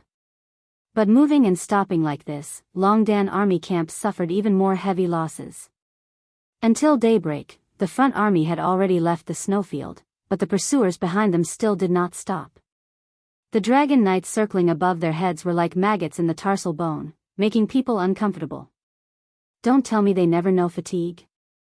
Fengshi raised his head and looked at the sky. God knows when the dragon knights would descend and launch another fierce attack. Wei Chou's face was pale, and he did not have time to bandage his wounds during the rapid march. The excessive blood loss almost made him on the verge of collapse, but what made Wei Chou even more unable to bear was the loss of the Longdan army camp. This time, they brought 20,000 elite soldiers, but there were not many who were still with them, and most of them had been left in the snowfield forever. In the surroundings, almost everyone's body was covered in blood. Every collision was a fight to the death. How many people do we have left? Wei Chou held the neck of his warhorse, and his whole body was almost lying on the horse's back. There are about 7,000 people left, and 3,000 to 4,000 of them are still fighting, and the rest are injured. Some are seriously injured, and if they don't receive treatment soon, their lives will be in danger, Fengshi said in a low voice.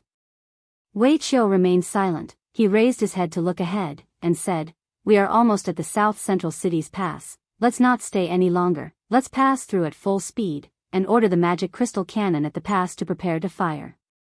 But, the magic crystal cannons are useless against the dragon knights. Even so, we have to bombard them.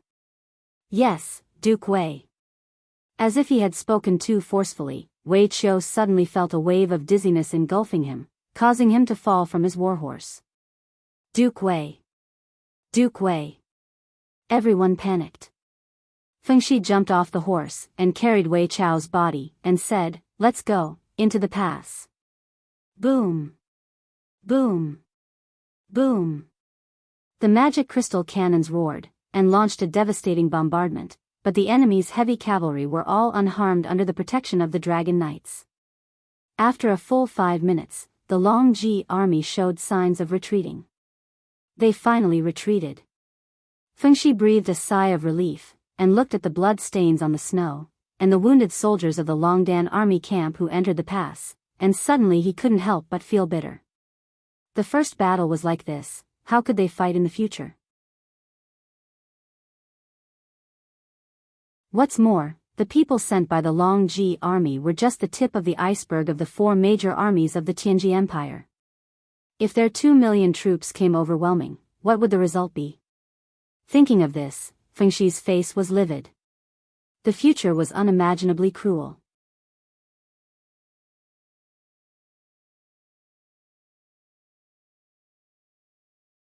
Chapter 8:17.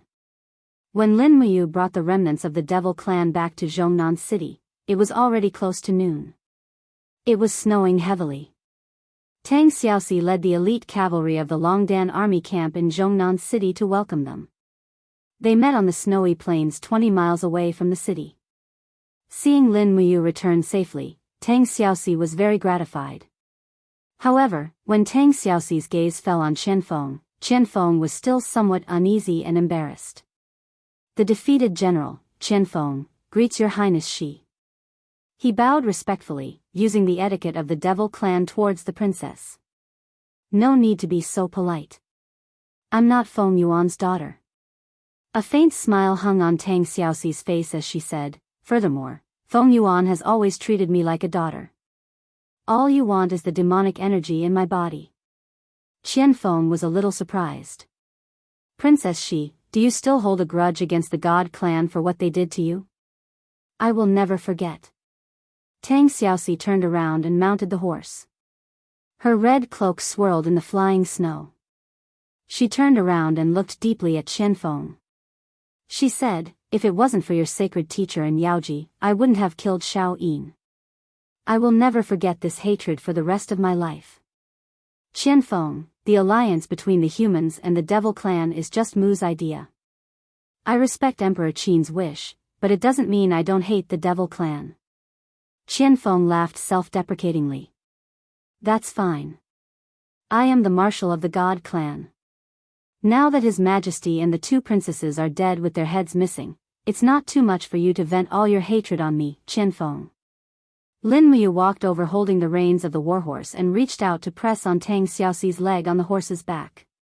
She said, Xiao Shi, don't say any more. Times have changed. It's not fair to put the blame on Qian Feng. Tang Xiaoxi nodded and said softly, okay, I understand. Lin Muyu then looked at Qian Feng and said, the heads of Feng Yuan, Feng Jing, and Feng Ning, were sent to Winter Frost City by the Empire of Tianji as a gift. I have ordered a grand funeral for them, as the Emperor of the Qin Empire. Really? Qian Feng's body trembled subconsciously as he said, thank you, Your Highness. After everything has settled down, can I pay my respects to His Majesty and the 2 princesses? That's your freedom.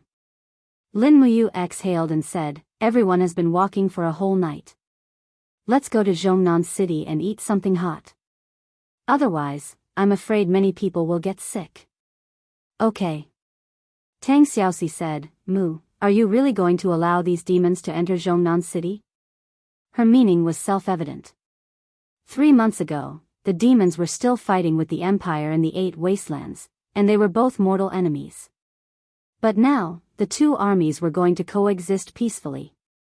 Perhaps many people would not accept this fact. Xiao Shi, what do you think? Lin Muyu asked.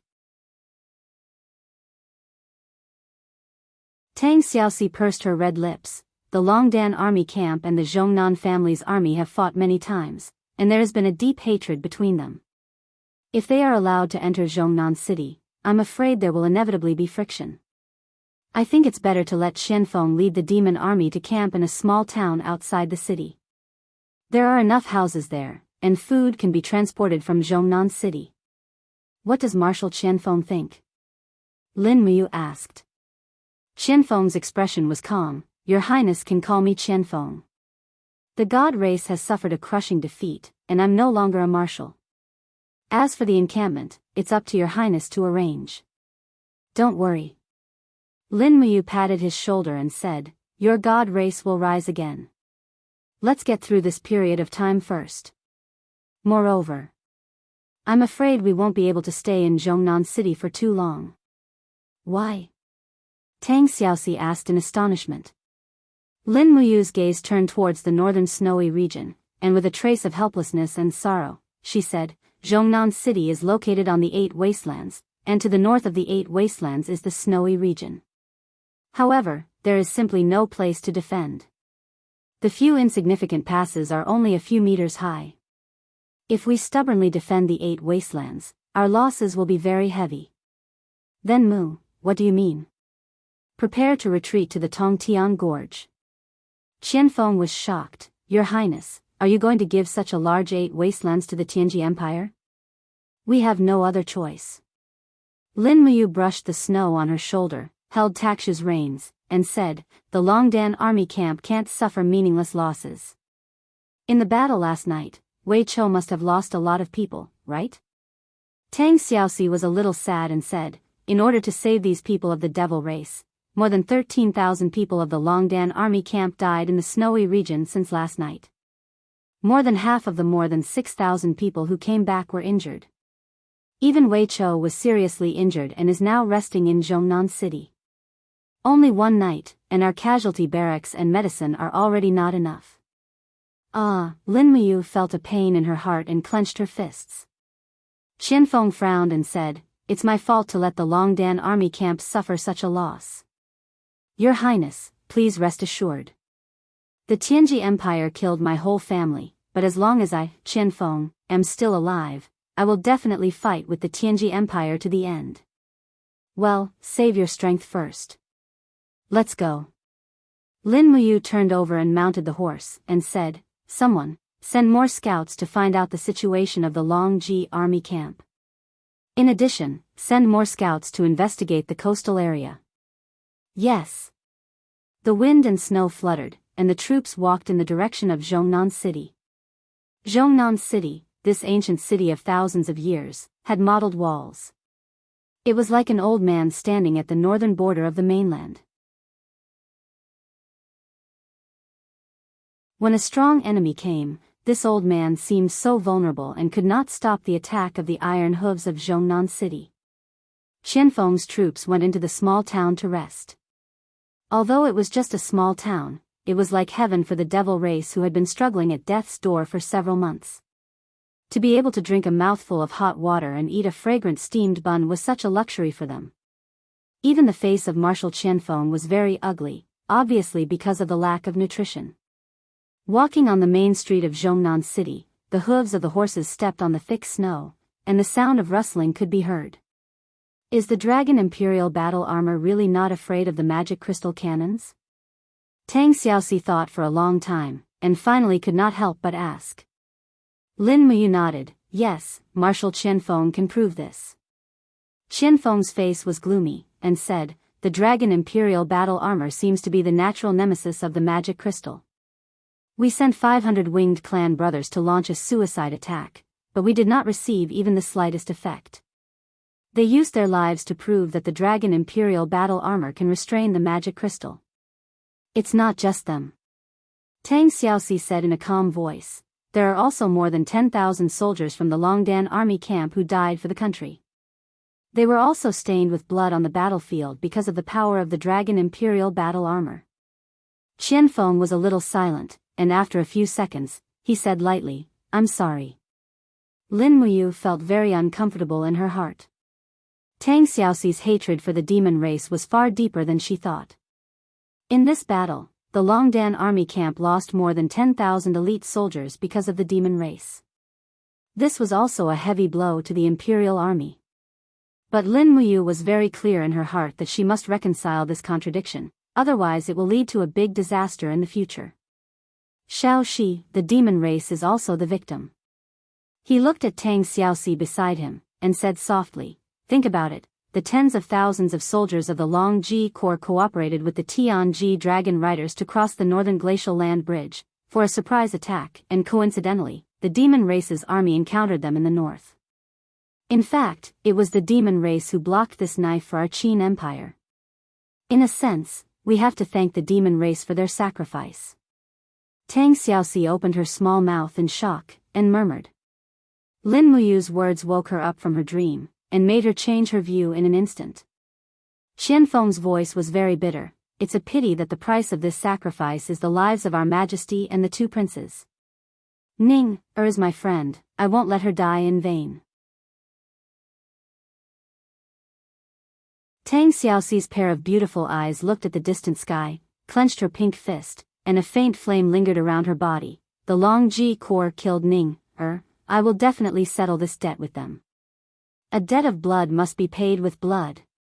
Yes, a debt of blood must be paid with blood. Qianfeng gritted his teeth. Lin Muyu was silent. What he was thinking about was when to retreat.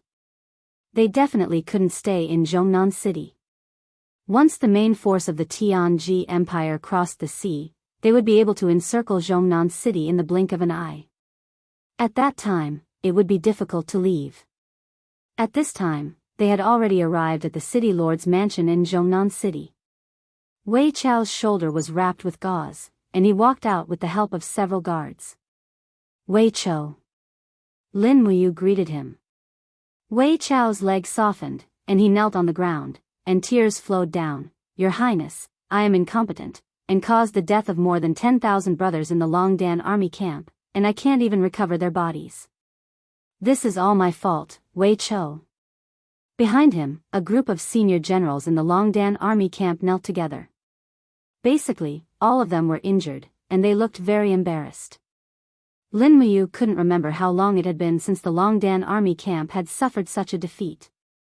Since the Empire developed the magic crystal cannon, the Longdan army camp began to win every battle, but the battle last night made everyone's liver tremble. The absolute strength gap almost completely destroyed their confidence and morale. The next priority seemed to be how to rebuild the morale, not how to retreat. Wei Chao, get up. Lin Muyu turned over and dismounted from the horse, helped Wei Chao up, and said, the soldiers who died in the battle are the warriors of the Empire. They died for the Empire, and their names will be recorded in the National Monument Forest forever. Get up, the ground is cold. Thank you, Your Highness. Wei Chao wiped his tears and said, Your Highness, they are too strong, I know. Go in and eat first. Yes. Someone, write a letter and send it back to Eastern Capital. Inform Prince Xian and Prince Zhong that the Dragon Imperial Battle Spiral can completely defend against the Magic Crystal Cannon. Let them make early preparations. Yes. After entering the hall, a few tables of food were already laid out, but there was only food and no wine. The Longdan army camp suffered a crushing defeat, and no one had the mood to drink today. They also couldn't taste the taste of good wine. Qianfeng sat beside Lin Muyu, looking at the table of delicious food and feeling extremely bitter. Eat, tasteless. However, his body needed to replenish nutrients, so Qianfeng ate a lot. This caused quite a number of captaincy in the Longdan army camp to cast him looks of disdain. Qianfeng only lowered his head to eat, swallowing in big mouthfuls as if he was swallowing his hatred and humiliation together. You're tuning in to the Romantic Tales YouTube channel. Don't forget to subscribe and join us on this journey to catch the most captivating stories.